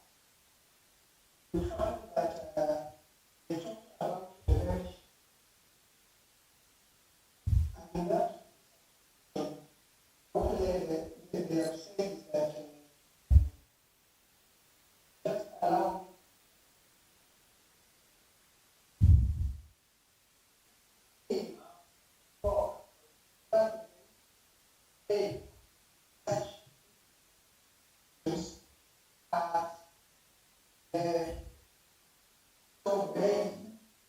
that is according to our 6.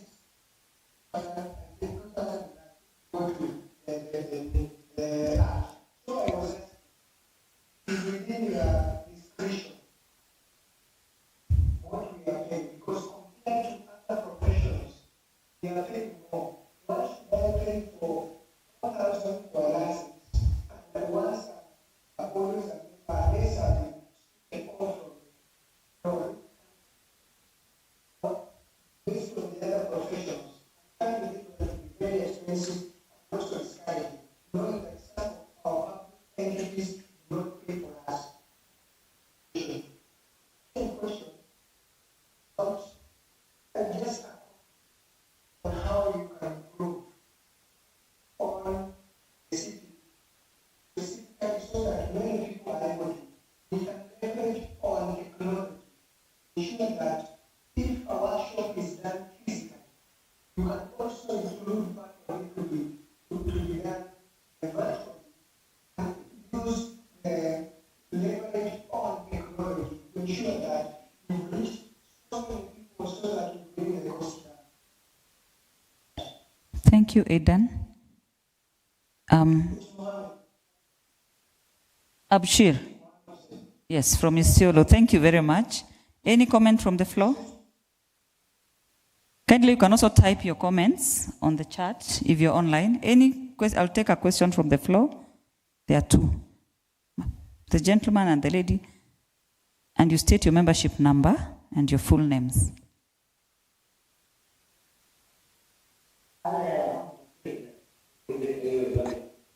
Kindly mute. Those online mute. The microphone here, please. There's a question here. Let's move very fast.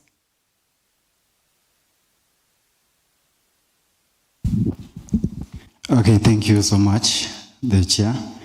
Mine is not a question, but a comment. I believe you had mentioned any comment.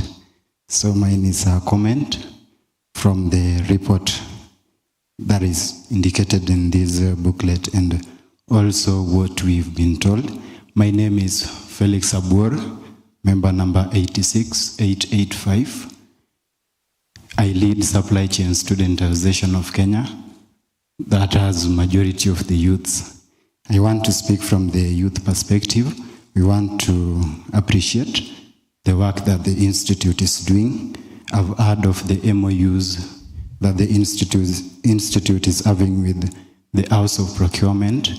And I also want to challenge the Institute to also extend to other supply chain companies or logistic companies. We have different companies like the DHL supply chain. We have AGL, majority of them, that you can also extend that program to. So for the youth, I want to say that we are so happy for the support that we are receiving, and may you continue to do the same as we continue to mentor the young people. Thank you. Thank you, Felix. Final question. Let's clap for Felix. Okay, thank you, Chair, and all the speakers that we've heard today. My name is Dr. Purity Mwirigi. My membership number is 62506, and my question borders on member value and welfare, that I think was your opening remark, and it revolves around the corporate member. From everything that we've heard, I've not heard anything in terms of the value the corporate member receives, and my feeling is that they can be the board upon which the youth that we want to empower and really grow can have it as a stepping stone, because this is where they usually start, and most of them would want to be mentored, but sometimes you don't have really much to give them. So that's where my question revolves around. Thank you. Thank you, Dr. Purity. I'll call upon CM Fidel to answer the first question, because I know he's undertaking that on membership and subscription as per section 3 and 4. The second one, which was a comment, we appreciate. Thank you, Felix. I know we are partnering with Supply Chain Students Association of Kenya. We were in Tharaka supporting them, and we continue to support that group through mentorship and other facilities. And the final question on member value. Thank you, Daktari, for that. Yes, the Act envisages corporate membership, and we take your comments. I'm sure CM Bernard, take it up that, and we can model framework around corporate members. CM Fidel, kindly.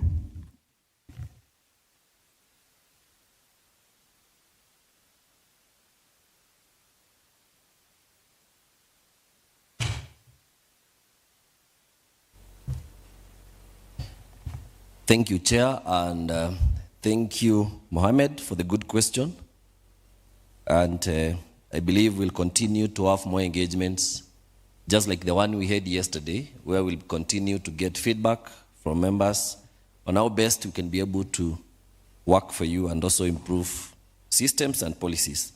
The question on issues to do with subscription, and that why do we have to pay for the membership and license, and also that there are other professional bodies where the fee is lower. I want to say that from the first meeting that we had since we came into office, the first meeting that I chaired as the chair of the registration committee, we noted that, and that has also been the case, that every year we are having two invoices, one for membership and the other one for license. And that has been the case for quite some time. And there was that confusion that you need to have been a member for 3 years for you to qualify to have a license. And then there is that ruling from the disciplinary committee that the act says you must be a member and you must have a license. And therefore, that is why we sought the advisory from the Office of Attorney General, so that regardless of the advisory that we are getting, and this is the answer, I'm trying to respond, regardless of the answer that we are getting from the Office of Attorney General, if we are told you will only have membership if you're in full-time employment and only those who are doing consultancy will be required to have a license, then we will definitely separate and have a separate fee for membership renewal and one for the ones who have license. If we are told we must have both, we are considering combining the membership renewal and the license fee to be whatever amount that will arrive at. Of course, will come for public participation, and you will see in the general regulations, we have proposed a fee and we want members to give feedback. Remember, it is important to note that KISM currently is not being funded by the government. So the very little amount we are getting from the member subscription and also training, that is what is sustaining the institute. And I think that is very, very important, because if we are not able to sustain the institute, then it's going to collapse. But we are considering, I don't know, because when you look at accountants, they pay 10,200. They pay 10,200. When you look at KISM, members, we are paying a total of 10,000. When you look at LSK, I don't know whether we have a lawyer in the house. Mutugi? Where is Mutugi? How much are lawyers paying? How much? 20,000 for the renewal of their practicing license. I don't know whether it is the nurses who pay around 2,000 or thereabout. So I think we also must agree that procurement is a serious profession, isn't it? We are moving to developing the standards of practice, and therefore, I think for you to have the license, it must come at a fee, but definitely we'll consider what the market looks like and be able to combine. I'm just thinking we could probably have 8,000, where 8,000, once you pay 8,000, you will have gotten both license and membership, isn't it? We were doing that mathematics, Chair, as I wind up. We were doing that mathematics last year, where we had around 4,000 members who had renewed their license. When you take those who have license, 4,000, that's around 40 million. And then we had 5,000 who had just renewed their membership, that's around 20 million. So that's a total of 60 million, isn't it? But if you had all of them pay just 8,000, which is slightly lower, you'll have 72 million, which is more than the fee. So we are trying to do that mathematics. We'll come back to membership and see what amount do you think is practical. But our commitment is that you are going to get one invoice, as we shall be advised by the Office of Attorney General. Thank you very much. I hope he has clarified, not confused. But yes, true, our Act has certain gaps when it comes to explaining membership, including the corporate membership that Dr. Purity was talking about. But nevertheless, we are doing those reforms, and the regulations are faster than the Act. That's why we have decided to go for we realize there are no general regulations. Regulations are issued by the National Treasury Cabinet Secretary. So those ones have a shorter pathway than the Act. So as we review the Act, we shall also establish the general regulations, and upon advice from the AG, we shall clarify on that issue of membership and license. Hopefully, we want to fast track that to ensure that it's done in the shortest time period.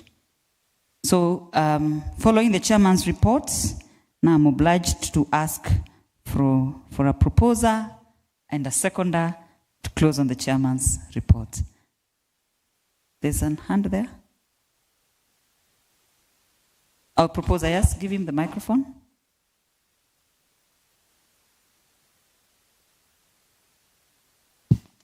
Membership number 75642, Kenneth Sang. Thank you, Sang. Any seconder from the virtual? Those joining virtually? Thank you so much. Member number 88, 300. With the Jasper, I second. Thank you, Jasper. With that, we come to the end of that agenda.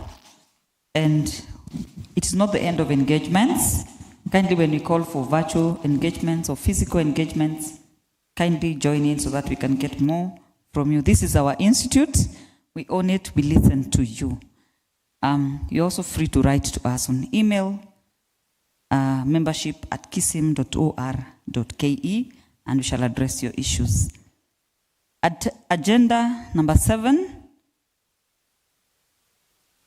is to consider to receive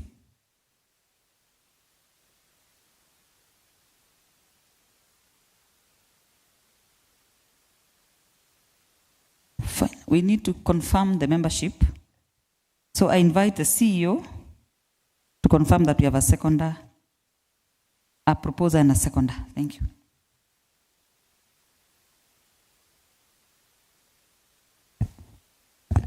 Thank you, Madam Chair.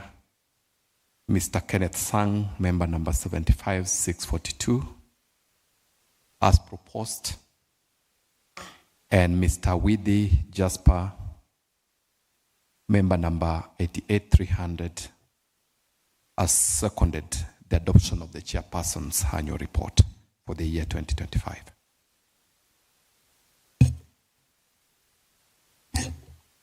Thank you, CEO. We move on to the next agenda, which is to receive and adopt the annual report and the Institute's audited financial statements for the year ended 31st December 2024, together with the auditor's report. Now, the full report is uploaded on our website. So I now call upon the Office of the Auditor General to come and give us the report, and we shall take comments thereafter.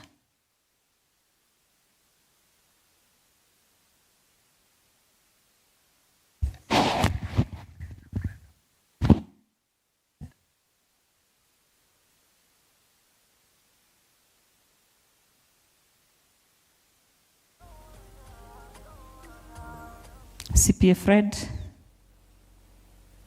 kindly, and also read the auditor's opinion, which is part of the report. Thank you.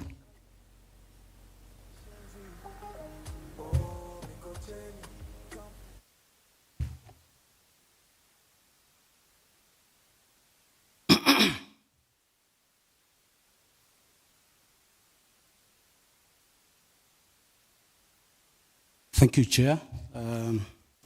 I know time is not on our side, so I'll wish to be fairly brief. And anyway, it's a brief report.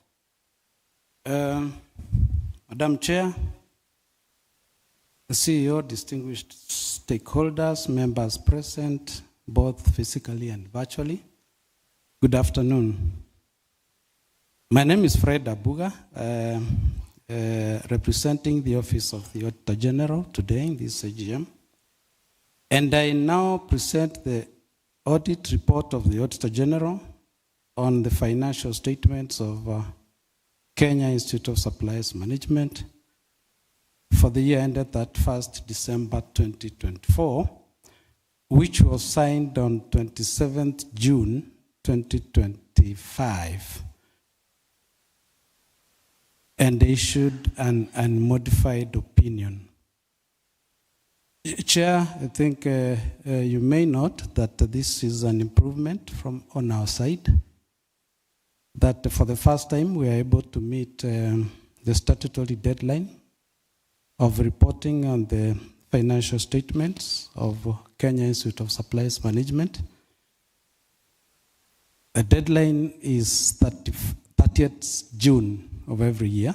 So we were able this time, for the first time, to issue the report on 27th June. And we wish to keep improving on that so that we are also able to facilitate your activities so that they are not hindered by a late submission of our reports.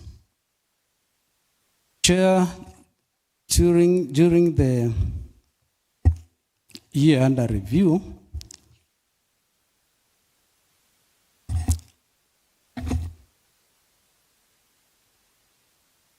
so this is the report of the Auditor General on the Kenya Institute of Supplies Management for the year ended 1st December 2024.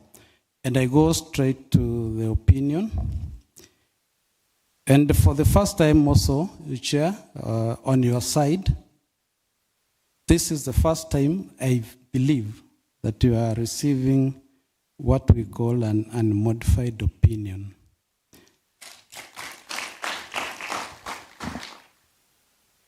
And before I read the opinion, an unmodified opinion, Chair, is issued when the Auditor General concludes that the financial statements are fairly presented in accordance with the applicable financial reporting framework.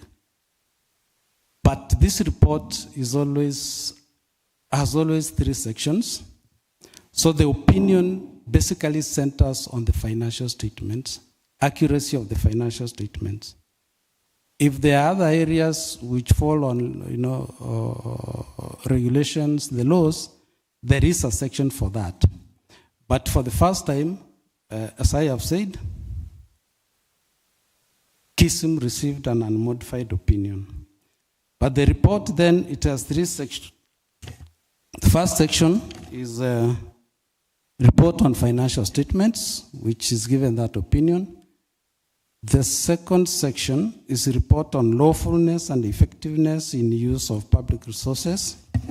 And the third section, Chair, is a report on effectiveness of internal controls, risk management, and governance. So if I can read the opinion, Chair, I have audited the accompanying financial statements of Kenya Institute of Supplies Management set out on pages 1 to 39, which comprise of the statement of financial position as at that 1st December 2024, and the statement of financial performance, statement of changes in net assets, statement of cash flows, and statement of comparison of budget and actual amounts for the year then ended, and a summary of significant accounting policies and other explanatory information in accordance with the provisions of Article 229 of the Constitution of Kenya and Section 35 of the Public Audit Act. I have obtained all the information and explanations which, to the best of my knowledge and belief, were necessary for the purpose of the audit. In my opinion, the financial statements present fairly, in all material respects, the financial position of Kenya Institute of Supplies Management as at 31st December 2024, and of its financial performance and its cash flows for the year then ended, in accordance with International Public Sector Accounting Standards accrual basis, and comply with the Supplies Practitioners Management Act 2007 and the Public Finance Management Act of 2012. So, Chair, that is the opinion on the financial statements. Excuse me. However, we had 1 or 2 observations which do not fall under opinion, which fall under the other sections I mentioned. And the first observation was on budgetary control and the performance, we report this on a subsection called emphasis of matter. And here we reported, in brief, what we reported here is that we reported that the approved budget of KISM for 2024 was 462,355,175, but the actual expenditure was 515,382,238, resulting in over expenditure of 53,027,063. So, Chair, when we probed into this, we realized that there was a donor funding element which had not been factored in the budget, and that is why you had extra funding to spend. In 2025, just to give a brief, you didn't have that funding, but as has been noted by the chair a few minutes ago, you are likely to get, or you've already received, a facility from the World Bank of 3,200,000. That translates to about 416 million. So we are likely again in 2026 perhaps have an over expenditure, but that will come from that donor funding facility, the World Bank. So the other issue we noted, Chair, is that under other matter, long outstanding receivables from exchange transactions. And here we reported an issue, just in brief.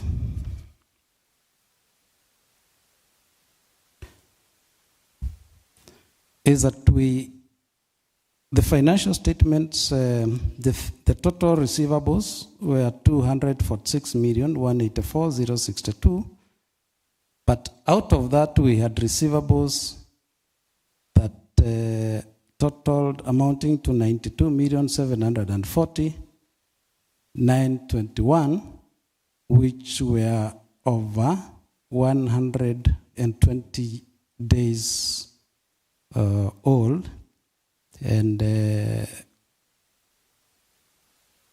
ideally then this should have been collected, but we were given explanations. But in the financial year 2024-2025, the current financial year, which audit is almost being concluded, we noted that this figure of 92,749,021 has significantly reduced to that 1,716,727. However, these are tentative figures because the report of the Auditor General has not been finalized, and therefore it may remain or give or take a few amounts. Chair, then the next section is the report on lawfulness and effectiveness in use of public resources. And here we had a paragraph we reported on long outstanding trade and other payables. And we noted that the total creditors during the year, payables are creditors, what you are supposed to pay out. Sorry for that omission. And the receivables are amounts that you expect to receive. The paragraph that I've just read before. So payables were 341,337,373, but we had a total, out of that figure, we had a total of 163,980,961 that was over 60 days old. And out of that 163, we have a figure that goes back to 2023 of 60,603,020, and other payables relating to 2024 of 6,966,179. So we will look at the financial statements for 2025 and see whether there has been progress. Chair, the final observation we had was on the report on effectiveness of internal controls, risk management, and governance. And this is a requirement under Section 7, subsection 1A of the Public Audit Act, where we are supposed to report on issues relating to internal controls, risk management, and overall governance of a public entity. And the issue we reported here was failure by the audit committee to hold the required number of meetings during the year. And we noted that the committee held 3 meetings instead of minimum of 4 and maximum of 6. Sure, but we have checked quickly during 2025. This did not recur.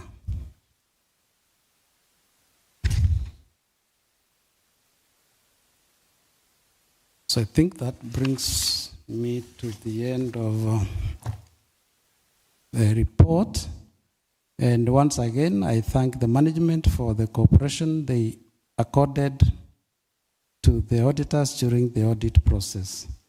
It is therefore my pleasure, as Chair and members, to hereby formally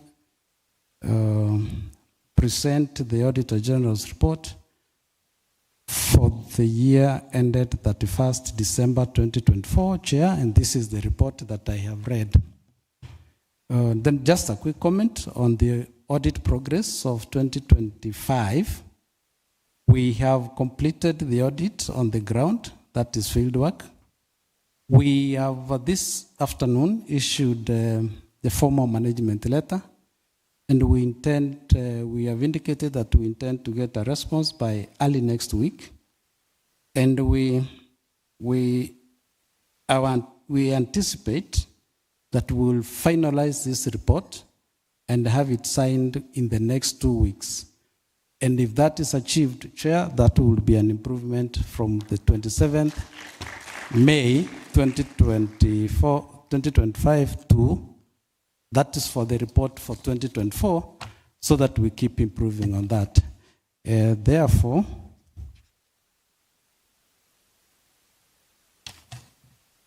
yeah, that marks the comment I was to make on the current audit that we are almost completing.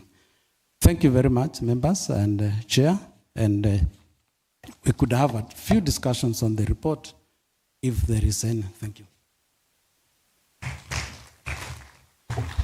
Let's give a clap to CPA Fred Abuga. And yes, we'll give a chance to members. So, ladies and gentlemen, you've heard from the auditors. And before I invite comments, I would want us to warm our hands and give a hearty clap to the Secretariat for the great job they are doing. I don't know how many of us have a clean audit report. Let's give him one heavy clap. Thank you so much, CEO and your team. Keep doing the good job that you're doing. So I'll invite, the floor is open now for comments on the audited financial statements of the Institute. Any comments from the floor? Physical? You may raise your hand if you have a question or a seek clarification.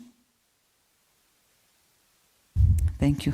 Virtually, any question or comment? Madam Chair. Thank you. Your name and membership number, please. 7280.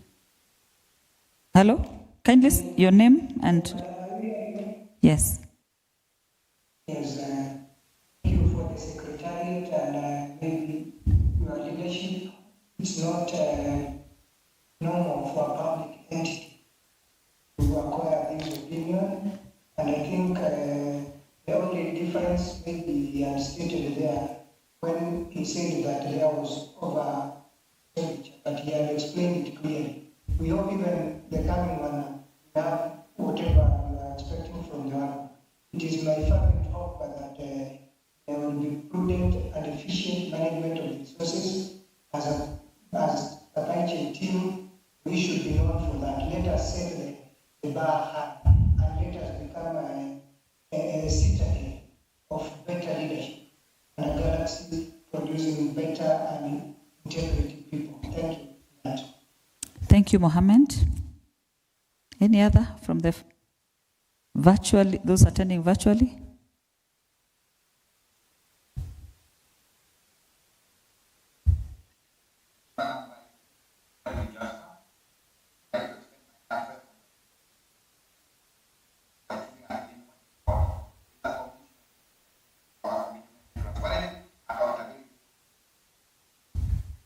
Thank you.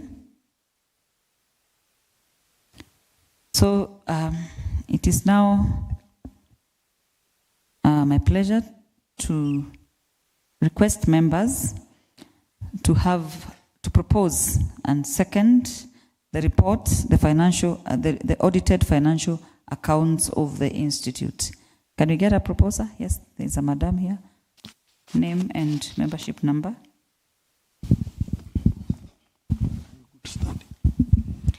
Thank you, Chair, and congratulations to you and the team. My name is Naisara Ndwiga, member number 76022. I propose. Thank you, Marcella. From those joining us virtually, can you get a seconder?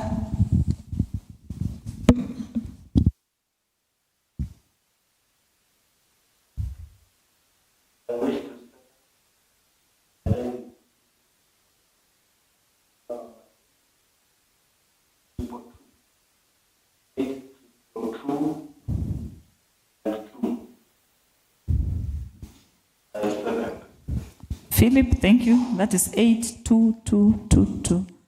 So I'll call upon the Secretary of the Council to confirm.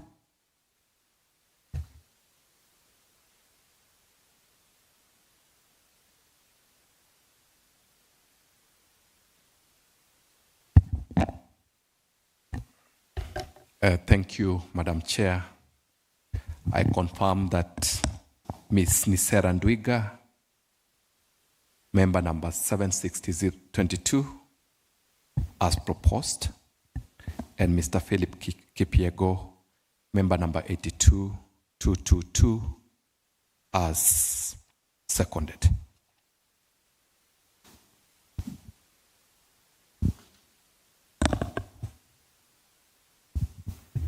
Thank you, CEO. Members, the motion to receive and adopt the financial statements for the year ended 31st December 2024 has been proposed and seconded. I therefore declare the motion carried.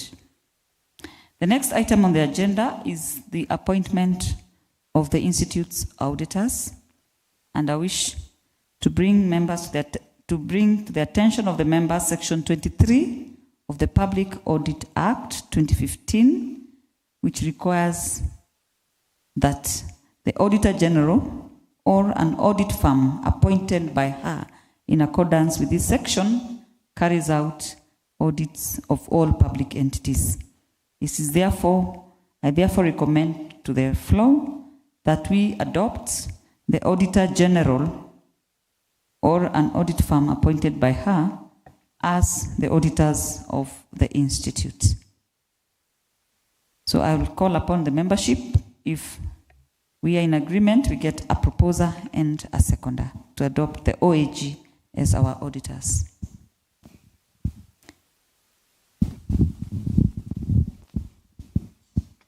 Emily Githinji, 80817. I propose. Okay, thank you, Emily. Virtually, anybody who can second? Or of a contrary opinion?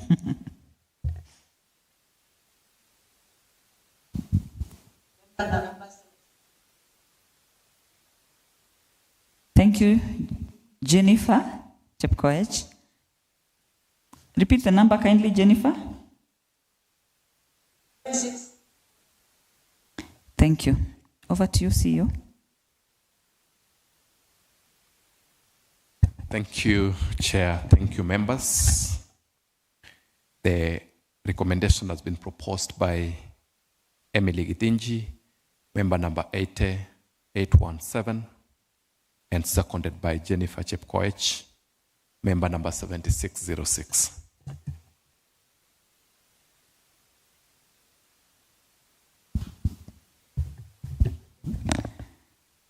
Members, the motion to adopt the Auditor General as the auditors of the Institute is hereby carried. The next item on the agenda was to receive notice of motions by members and want the Chief Executive Officer to confirm if there are any motions received.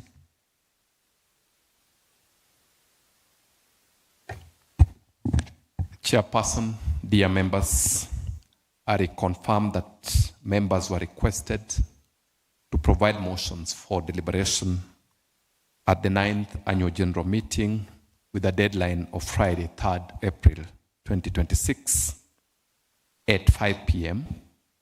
As at the deadline, the Institute had not received any motion. I further reconfirm that 2 motions were subsequently received from Mr. Andrew Juma on Sunday, 12th April 2026, which the Council reviewed and determined to be inadmissible for late submission. The CEO accordingly shared the feedback to Mr. Juma and indicated that his proposals will be considered in the ongoing legal reforms by the Institute, and members will be kept updated and engaged. I submit, Chair.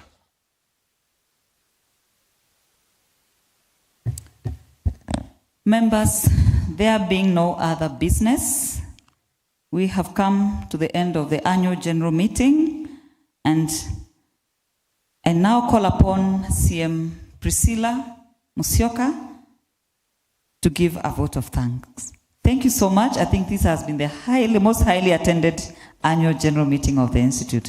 God bless you all.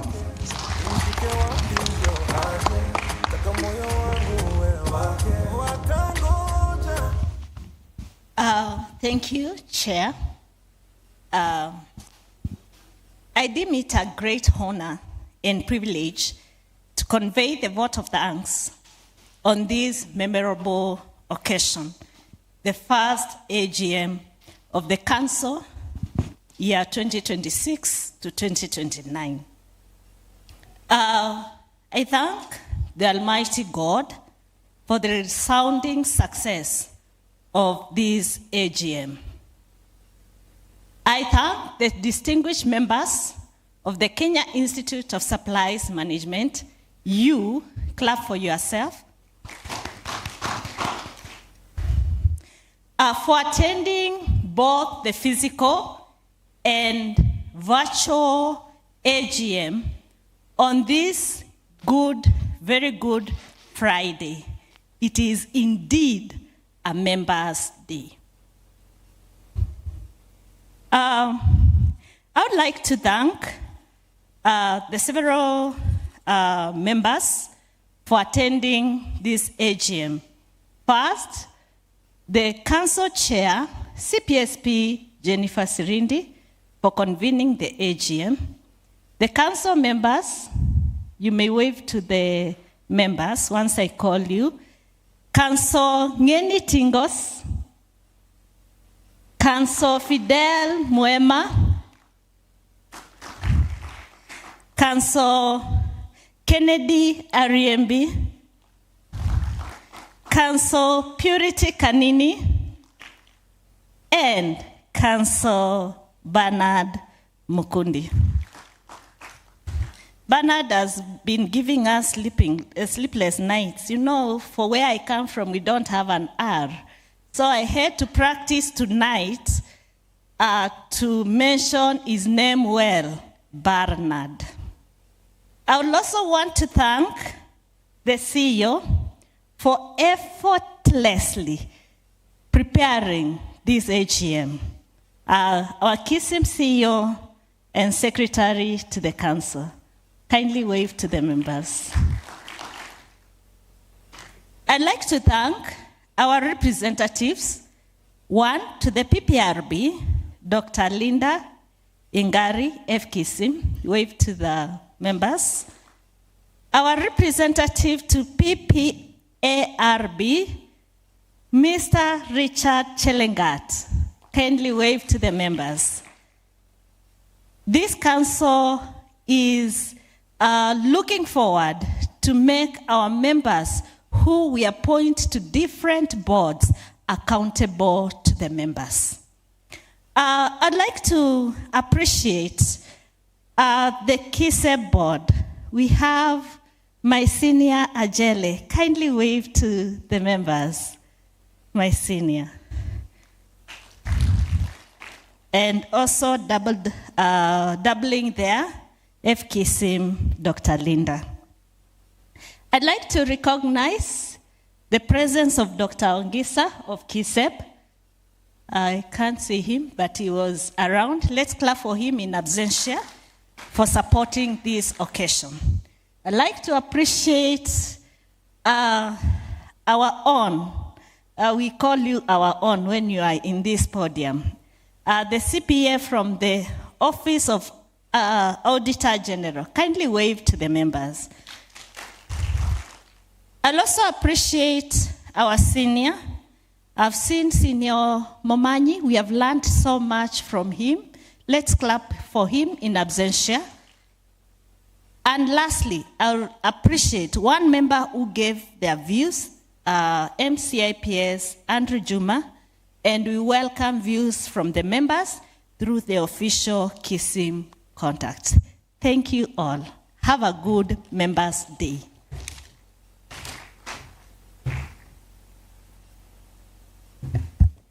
Thank you, CM Priscilla. Let's clap for her as well. And she forgot to thank the chair. Anyway, ladies and gentlemen, I take this opportunity to thank you once again. I also want to recognize former council members attending online. Feel most appreciated.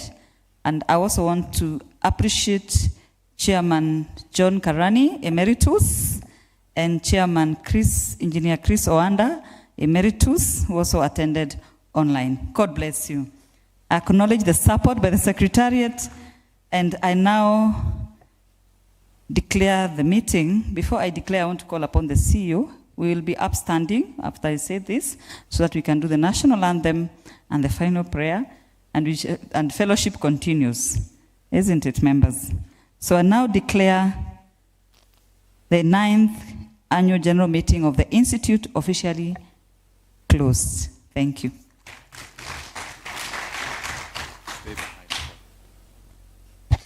Thank you very much, Chair. Thank you very much, distinguished members. And now we may be upstanding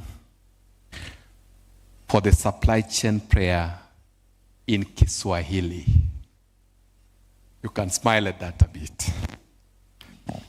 So, you know I'm disadvantaged in Swahili, but nitajitahidi.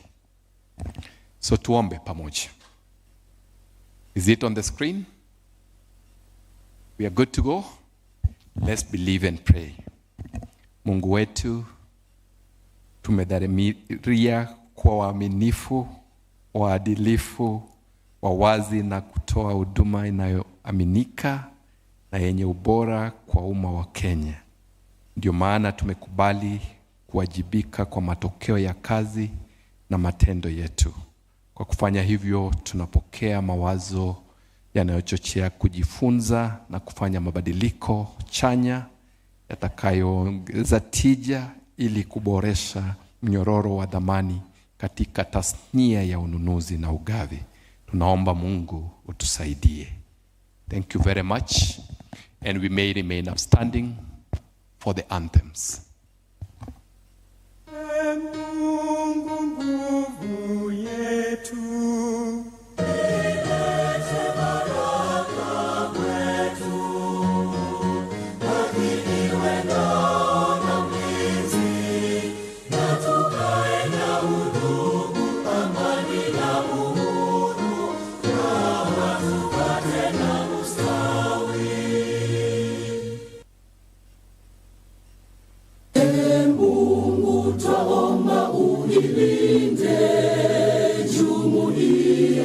Afrika Mashariki, tuwezeshe kuishi kwa amani, tutimize na malengo yetu. Jumuiya yetu sote tuilinde, tuajibike, tuimarike. Umoja wetu ni nguzo yetu, idumu jumuiya yetu.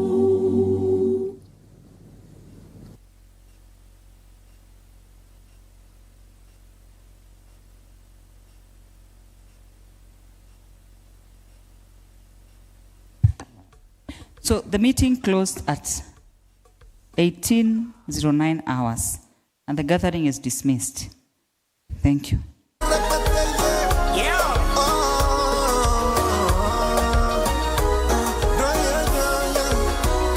A legendary time catch a wine up pasando in a bamba.